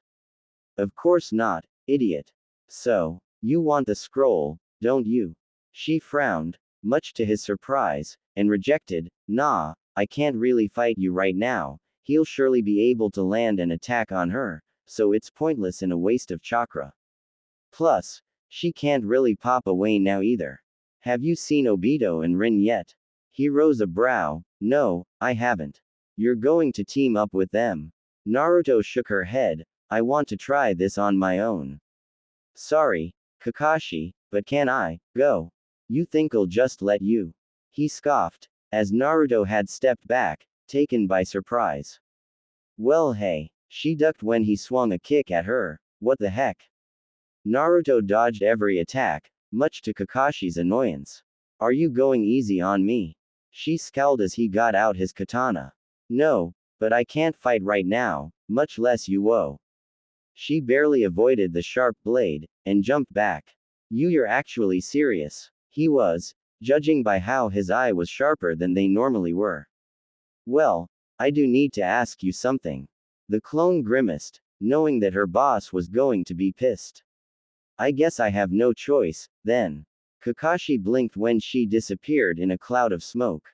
Kage Bunshin. So that's why she wasn't attacking. But why would she? He growled, noticing the chakra signatures heading his way, before leaving the area. Back in the cave, Naruto growled as well, when the memories came to her.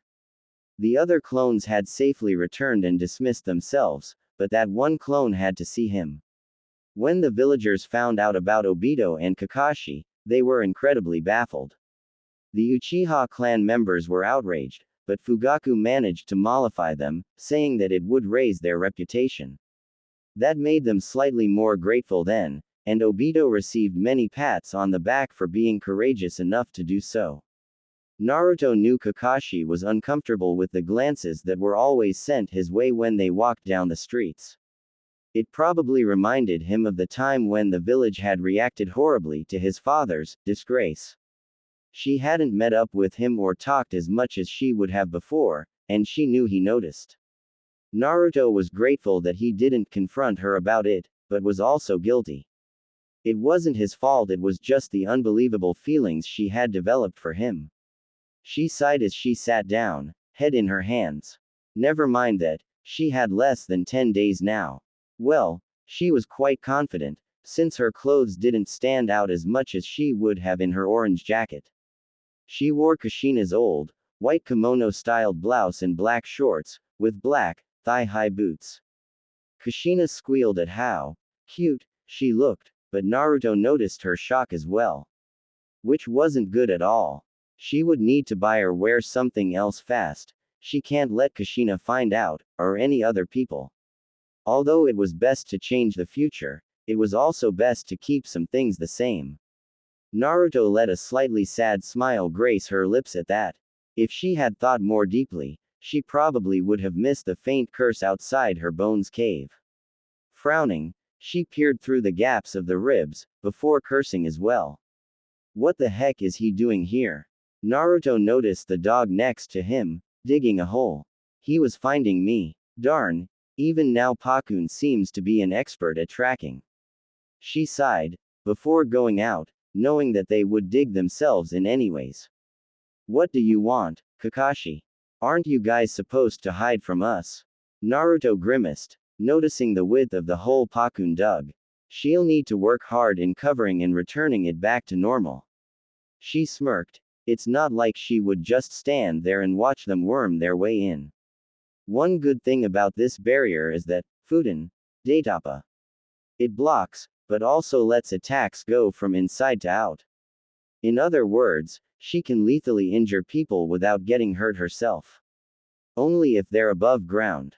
Which means that she needs to stop Kakashi and Pakun. Fast. The large gust of wind didn't blow Kakashi away, but it did stop Pakun from his digging. The little pup was blown far, a few meters, but successfully landed on his paws. Watch it. These paws are delicate. Kakashi had sported an angry, visible tick to his temple. Pakun. Forget about your paws. He gritted out through his teeth, tone clipped with barely restrained frustration. Naruto rolled her eyes at the two. You'll get used to it. Getting out a seal, she shouted, Fuinjutsu, Kei Suiro no Akari. As the name of the technique says, an angry, large water dragon had erupted from the paper. Wind had kept the shape of it, forming scale-like patterns in its beautiful tail. The pink shell formed ripples as the dragon went through it, and the beast continued flying its way down at the Junin. Kakashi barely managed to escape from the attack, jumping a good few meters away from where the large serpent had crashed. He widened his eyes as he saw the large crater it formed, the water seeping into the soil. Some of it had landed in the hole, mudding it up. He cursed, crouching as he got ready for the next attack. I don't really see the point in testing you, Naruto. He said lazily. She grinned. I really am just that great, aren't I? She boasted mischievously. So, what are you planning on doing now? I need to talk to you. Naruto's grin had faltered. Couldn't that wait? He glared. You still have 9 more days. You know what I want to ask. The blonde glared back. I don't know what you're talking about. She had to restrain herself from grimacing at how fake that had sounded. Kakashi sighed. Naruto, just tell me what I did wrong. I'll try to fix it. His voice sounded almost desperate. Almost. Naruto was taken aback by his words, stunned frozen. What? You're avoiding me. It was something I did, wasn't it? Or, is it because I look like someone? Kakashi's eyes seemed to almost be pleading, in Naruto's point of view. That's not it. Then what is? Naruto bit her lip, the answer at the tip of her tongue. Of course she can't say it. Stuffing it back down her throat, she smiled weakly. I assure you, it's not what you have done or anything. It's just me. There's a lot on my mind right now. She exhaled slowly. Look, can we just discuss this later? It's distracting me from the test. The boy frowned in displeasure, before dismissing the puppy. You owe me a better explanation than that, Naruto. He disappeared in a puff of smoke, much like how Pakun did. Naruto sighed, going back to her little camp. Checking her small bag once over, she decided to go hunt for food. She already had a few rice balls, but it wouldn't last for over 5 days. She sat down, and began meditating. Obito frowned at the group. Team up. The tallest of the 5, a boy that seemed to be a few years older than him, spoke. Yeah, we figured since you seem to be quite strong, and are close with the Namikaze. Also, Terada seems to be quite a fearsome opponent. His voice was confident, the other 4 slightly stepping up. Obito was slightly put off with the arrogance oozing out of his form. He smirked slightly. While I would like to work with you guys, the tall boy straightened, daring Obito to refuse. This is something I would like to try on my own. I'm sure my teammates will tell you the same thing, but you'll never know unless you try, will you? He rolled his eyes as the group stalked off, telling him that he's missing out. He shook his head, clearing his thoughts and replacing them with a plan for the night. Obito was confident in his abilities. The team had trained for endless hours, and they had probably improved by leaps and bounds. He was sure he could accomplish gaining a scroll from at least one of the Junins if he pushed to the limit. And, if he was desperate enough, he could try stealing a scroll from another Chunin. It was low, but ninjas do something similar without thought during normal missions. Anyways, back to the test. He had enough ration bars to last him about 6 days without starving. Obito wrinkled his nose in disgust. Those flavorless sticks were emergency food supplies. He would never eat them unless he had to. That would leave hunting the only option. He sighed, before adjusting the backpack straps on his shoulders. Keeping his hands fairly close to his weapon pouch, Obito headed further into the woods. Rin was so startled she nearly jumped out of her hiding spot when an explosion sounded far behind her. What was happening? She shook her head, focusing back on her prey. It seemed to be a turkey searching for worms and insects. Frowning in concentration and with a flick of her wrist, her senbon pierced the bird's throat. Checking to the right and left for any enemies or beasts, she shot down to check her hunt. It was dead, of course, and safe. Getting out a cloth, she spread it on the ground and placed the dead turkey in it. Enclosing the sheet and knotting it up, she hoisted it over her shoulder. I know you're there. What do you want? The hiding bunch of chunins got out of hiding far up in the trees behind her, jumping down. Rin finally turned around to see them, glaring slightly. It isn't very nice to sneak up on someone. The leader brought his hands up defensively. Whoa, we ain't here to attack. He continued at the raise of her brow. We're here to ask if you would like to join us. She frowned. Why? We just thought it would be a good idea to work together. Rin nodded, showing she understood, but the frown stayed. I see, but there are some things we need to do alone. This is one of those things, I believe. I want to test my skills to the limits. The leader's brows knit together, and he bit his lip. That may be, but I don't think we all have a chance against a Junin. It all seems a little fishy. That is true, I also think that way, but it could all be a test on our individual powers, like the first round. I would try to get a scroll on my own, but if I can't, I'll try to work with someone else. I'm sure Obito and Naruto feels the same way, so I wouldn't bother asking them if I were you. They are really stubborn, Rin said with a small laugh. The team sighed, before giving up. Alright, we'll leave now.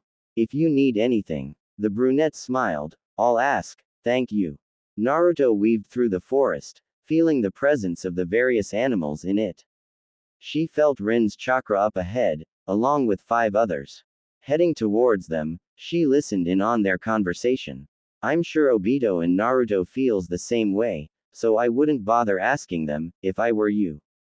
The blonde realized that the group must be getting members to gang up on the Junins. Understandable, the objectives are quite extreme. They are really stubborn. Naruto frowned. The group only had 5 people, and adding her team, it's 8. What happened to the 9th person? She furrowed her brows, trying to recall what she looked like. All she could remember was that she had purple hair, tied up. She sighed when she couldn't remember anything about the girl. But, Naruto thought with a frown, she was quite familiar. Well, it is possible to find her, but it would be a slight waste of time. Besides, her sage mode doesn't last too long, and she needed food. She turned away from the scene, hopping from tree branch to tree branch. Scanning the woods below, sensing anything and everything she can. She grinned when she spotted a hare, preparing to strike. Getting out a kunai, she angled it to aim at the back of its head, ending its life as quickly and as painless as possible. The brown rabbit was down in an instant, and she gently wrapped it in her cloth. She unconsciously tucked her hair back in her ear before frowning at the small task. Her hair was getting quite long. It reached past her mid-back, close to her waist. She'll have to get a haircut soon. Sighing, she leapt to her bone cave, satisfied with her hair, but irked with her hair. Naruto yawned, waiting for the meat to cook under her hand. It was covered in her blue chakra, as the seal ate it up. She smiled proudly at her work. The seal she had placed on the now furless hair was something she had thought up herself. With the help of Jiraiya, she had invented a stove that didn't make smoke. The user has to pump in a lot of chakra into the paper, and the seal would convert it into heat and cook up the food. It was quite a fairly simple, basic sealing type, but can be very dangerous. It can be a very scary, stealthy assassination technique. The target can be burned from inside out, and there would be no signs of smoke. She licked her lips once the meat was cooked, and sunk her teeth in. It was quite good, better than she had expected, but that could be because she was starving. Eating the rice she had prepared before the exams with it, she thought over the test. Now that she thought about it, it was highly likely that they were being watched. It seems as if this was a test on their performance and if they could handle tough, dangerous missions alone. The contestants who choose to do solos would be the Anbu type of person. They work on assassination missions, or as spies. And, if they were to team up, the leader of the group would be tested on their leadership skills. This would give them a chance to be Junin senseis. Well, this was all just a theory though. But it sounds like it was close to the objective of this round. Naruto wondered what type of Junin she was. Anbu. They weren't heartless, only the root Anbu were, and they weren't supposed to be around, but it didn't really ring a bell. They were supposed to be subtle, quiet. Naruto just wasn't like that. But a Junin sensei, she guessed it was a great idea. She loved to be around kids, and she worked well with them. But her leadership skills, she never had been a leader before, despite wanting to be one, and the village's leader nevertheless. Team leader had been mostly Shikamaru, Neji, Sasuke and Kakashi's job. Gaara was an amazing cage, and he also did a fantastic job in leading the war. Her Junin sensei Kakashi had said that she would have made a great village leader, but she wasn't so sure. Trust her when she says she isn't trying to be modest. Sure, the village had acknowledged and deeply respected her that time, but her moves were always brash. But then again, the Raikage was hot-tempered and equally brash, wasn't he? Naruto dismissed the clouds of doubt filling her head, remembering that she was getting off topic. She can't start missing her previous life now, can she? There's always a chance to get the village's love with her hard work. It's just another challenge to get through. And didn't she love challenges? Yawning yet another time, Naruto prepared to get ready for the night. Crickets chirped quietly, giving a nice peaceful and calm effect. But it wouldn't always stay that way. She whispered her favorite technique, Kage Bunshin no Jutsu. 2 clones puffed in existence, nodding and stepping out of the cave. Assured that her clones would serve as guards, she went to her sleeping bag. Her eyes fluttered close, and she succumbed to her exhaustion. Naruto woke up, squinting her eyes through the glare of the sun that had went past the gaps in the ribs, and down her face. Judging by the way the clones had successfully dismissed themselves, the night went well and it was currently about 8 in the morning. Eating the leftovers of last night's dinner, she let out a smile, anticipating a fun match today. It's been quite a while since she had a proper fight, and maybe one of the Junins will give her just that. Kakashi would, but it was clear that he'll try to squeeze his answers out of her when he had the chance. Naruto wondered just who the Junins in the test were. Guy. Highly possible. His skill in taijutsu is extraordinary, after all, and she believed that he had some amazing jutsus in his arsenal. It was likely that the Junins are around their age, so it would be less difficult. If she remembered correctly, wasn't Azuma already a Junin around this time? Her forgetfulness is worsening with each passing week. Naruto was sure she knew the Junin senseis of her generation, and Guy, she could say their names without a second thought just the other day. She realized that she could remember the faces of her closest people clearer than her acquaintances. The images of the Konoha 11, Sai, Kakashi sensei, Gaara's team, Lee's team, Konohamaru, Iruka sensei, Sasuke, they all burned strongly in her head. The villagers and the faces of the people she had met a few times were already blurry and unfamiliar. She still remembered the faces of the Akatsuki, of course, which is what she's most thankful for. Nagato, Konan, and the corpse of Yahiko were still etched in her mind. Toby, the masked man, was still scratched into her head painfully. Although remembering his face or the mask was important, she wished that she could just throw it away like every other memory. He was the man she absolutely didn't want to remember. In his place, she wanted to remember the every faces of her beloved village and keep her precious memories of her former life. Her precious memories of her close friends and people. Sighing, Naruto stood up, her breakfast properly digested. She had to go find the 9th Chunin participant, after all. Obito panted harshly, damn. That was way too close. And it's not even past the second day. He crumpled down on the thick branch supporting him and leaned against the tree, bandaging up his thigh. So much for fighting a Junin by himself. Though weaker than Kakashi, the man he tried to grab the scroll from had been quite strong. He glared at the wound, but his anger lessened when he remembered with slight satisfaction. He had given that Junin a tough time as well, judging by the numerous burns on the man's skin. Plus, he hadn't used his Sharingan. He wished he knew Iryo ninjutsu right now, however. Then he could patch up this hindrance properly and try again. Should he go to Rin for help? Self-doubt bubbled inside as he knew that he would only weigh her down. He sighed, before blinking, then grinning. How could he forget about the first aid kit he brought with him? Obito had packed several sets in case of this, but he must have forgotten from all that was going on. He hurriedly got one out, noticing that the red patch on the white bandages was growing with each passing second. That kunai must have dug in quite deep. Frowning, he unrolled the strips of cloth from his thigh, and pressed the thick, moist tissue against his leg. The scent of herbs coming from the sheet had filled his senses, as he hissed in pain. Rin had given him the tissues and made sure he was in stock.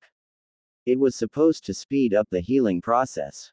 The tense muscles in his face relaxed when the leg didn't throb as much anymore. The sting was gone, finally, and he pressed the white square harder, cringing. Once a few agonizing moments passed, he let go. At least the bleeding stopped. Wrapping it up again with a new bandage taped tightly, he stood up, feeling his leg. It didn't hurt as much anymore since it was quite numb. He'd need to limp throughout the day, then, he thought with a scowl. Got clumsy again, Obito. The tips of said boy's lips went down further as he whirled around to see the owner of the voice. Even without looking he already knew who it was, though. Shut up, Kakashi. The silver-haired prodigy rolled his visible eye, like you could make me. Ah, well, why don't you pay your girlfriend a visit instead of hanging around here? This time, it was Kakashi who scowled. Don't you ever listen. I'm sure Naruto told you billions of times that she's not my girlfriend. He was met with a sly grin. Ah, but I never said who, did I? Kakashi didn't even show the slightest bit of a reaction to that. Well, you've indicated it enough times to let me know.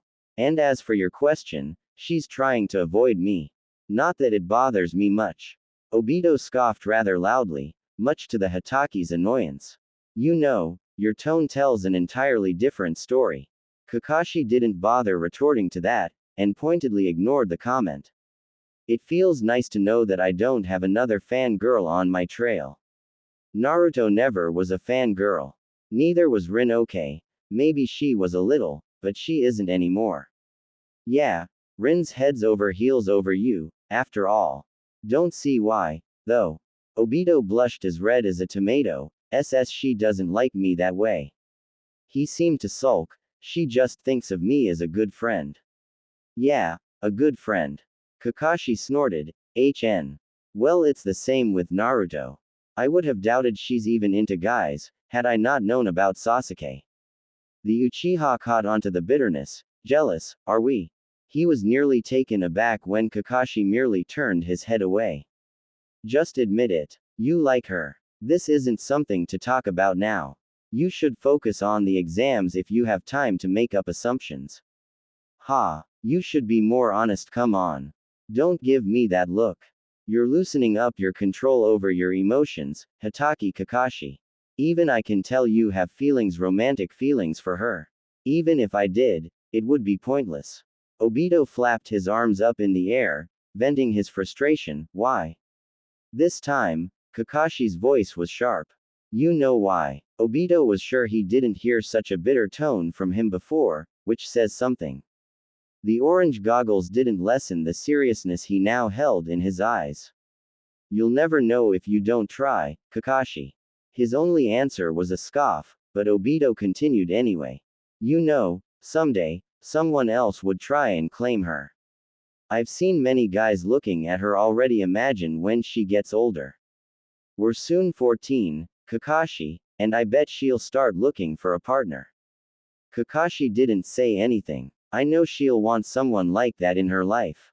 She's loved Sasuke ever since she was, what? 12. And, from what I hear, she's losing memories quick. She'll want to fill in the hole. Well then let's hope she'll find someone. Obito glared, is that all you can say? What about you? Why don't you try being that someone?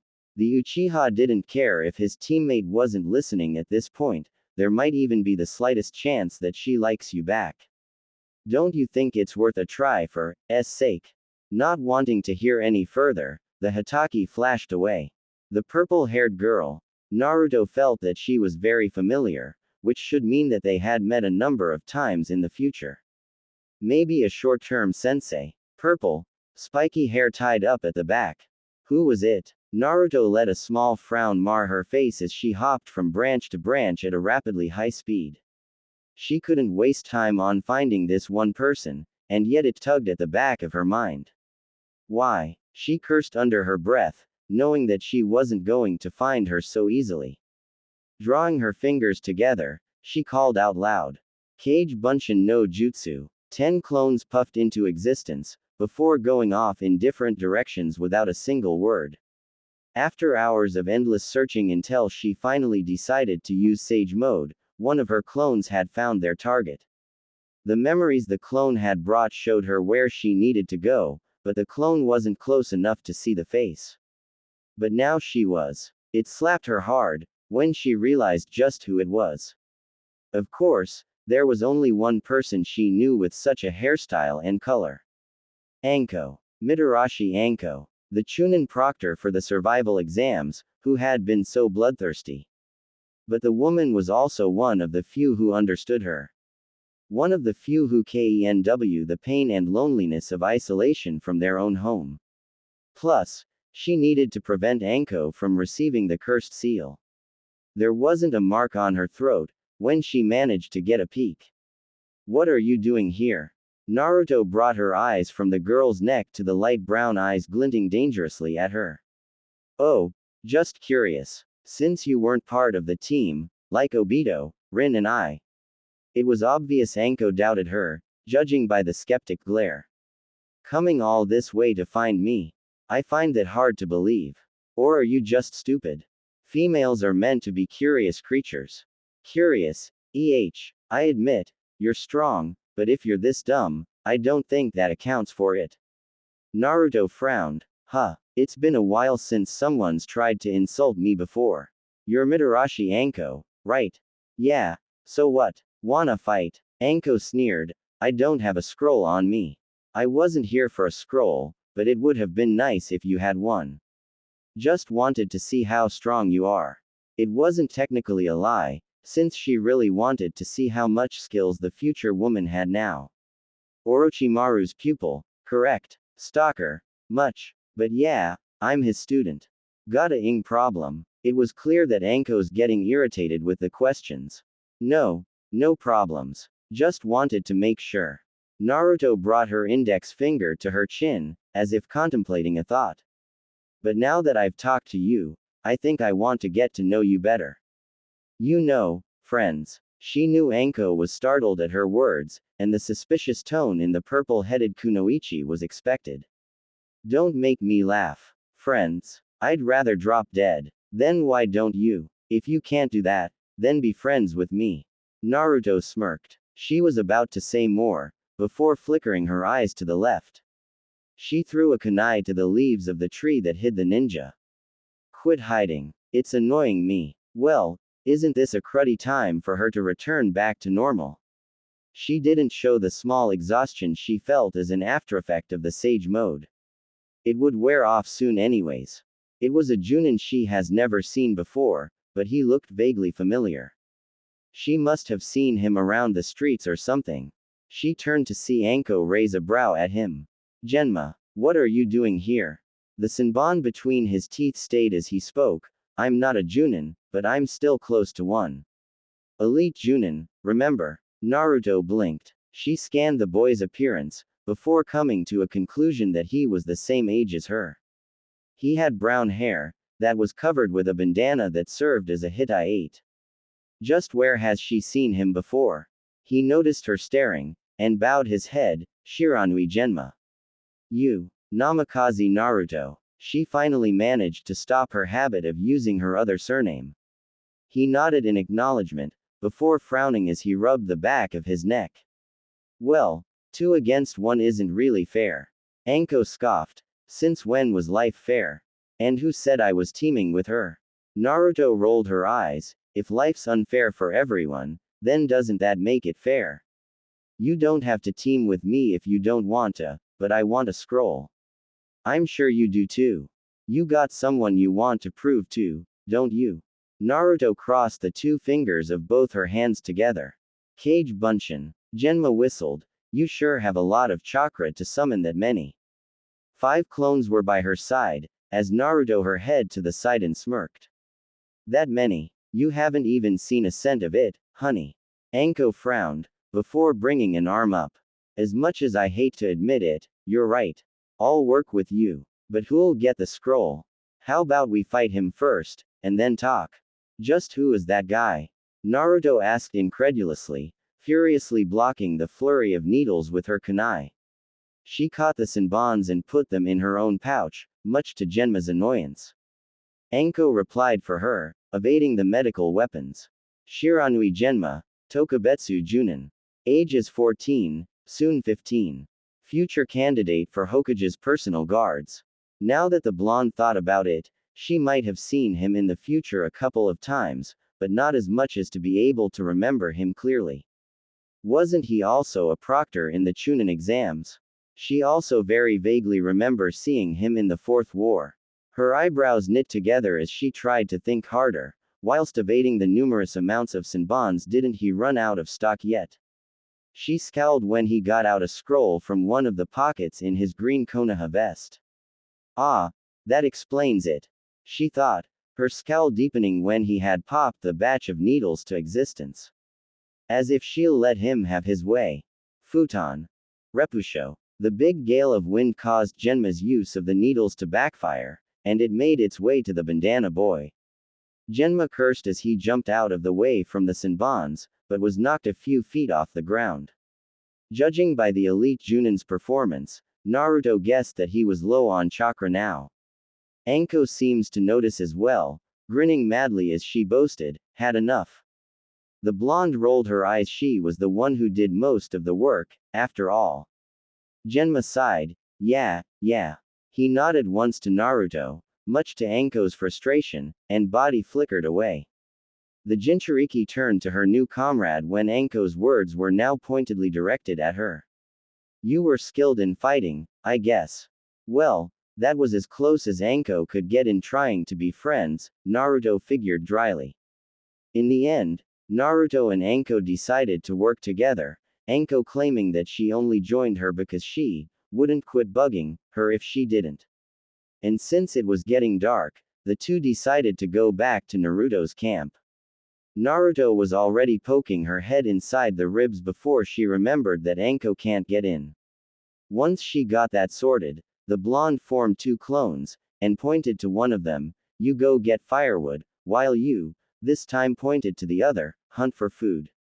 Once the 2 clones left, Naruto sat in front of Anko, face completely serious, and the shadows made by the bones above given it more effect. It was becoming quite a habit to get out of her clumsy, obviously too cheery appearance. I believe we should plan the next 8 days a little something like this. She listed the schedule she thought was best. Starting tomorrow they will try getting scrolls for themselves. Once they had achieved 2, they would continue to get extras in case.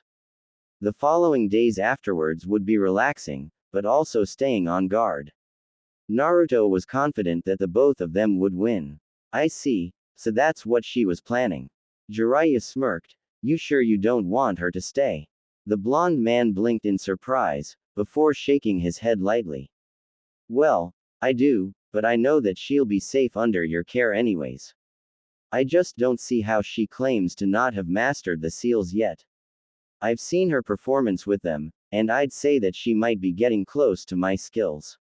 He frowned, but still a little far from Kushina's though. Jiraiya sighed, rolling his eyes at the memory of the girl. Probably just using it as an excuse. Girls, ladies, women of all ages can't stand to part from me after all. He said with a cheeky grin, before it dwindled to a calmer one. Or, she might just be trying to review everything so she doesn't forget them. From what I hear, her memories are clearing away at a rapid speed. Minato raised a brow, but didn't she seal her memories so that she could access them and remember them again? Yes, but she isn't sure how long those would last either. She thinks that if she uses them too much, the seal keeping them shut will weaken. Nodding in understanding, Minato sighed. It made sense. Not all seals were permanent, and the ones that were usually cost a great load of chakra. Even life force. Speaking of which, does Naruto know if she's going to have to get back to her own time period? Minato didn't need to keep his voice down, this was his house, after all. She highly doubts it. Jiraiya furrowed his brows in thought. She thinks she might have to kill herself to get back, if she can, to her own time, or that she'll disappear once the brat's born. Kurama doesn't think the latter's likely though, so we probably won't have to worry much. Minato let out a shuddering breath. If we don't manage to stop Toba's attack, does she plan on sealing the 9 tails into herself? I know she is aware that she can survive the sealing. I don't doubt her, nor do I doubt Kurama has much if any ill intent anymore. But the Kurama in Kushina doesn't know that. Jiraiya contemplated Minato's words. I believe that she would choose that idea. I think both Kyubis will fuse together, and it's up to them to see who overpowers who. If that was all true, then just which one would win? Yin or yang? Sleep. Anko. The girl froze. Naruto knew she was faking her sleep. I won't do anything bad. I won't leave or betray you intentionally. You're a Konoha shinobi, and I am too. We're comrades, got it? Somehow, just somehow Naruto knew about her insecurities. How? Anko was absolutely sure that her attitude didn't betray her fear of being left behind. She was sure no one had seen through the facade. She had been so sure, because that very facade was starting to seem like it was her. As if sensing her thoughts, Naruto explained, I've met many people and lived in isolation for quite some time to recognize certain things quickly. And I also am the type of person who would never, ever betray their friends. I see you as one, so I'll treat you like it. You aren't alone, Anko. There are many people around you. She smiled a smile that was hinted with a flicker of sadness. You just need to open your eyes. Well, now, I don't mean that literally, since you really need to sleep. Don't worry about the shifts, my clones would take care of that. In what seemed to be like a very long time since, Anko slept through the night, feeling safe.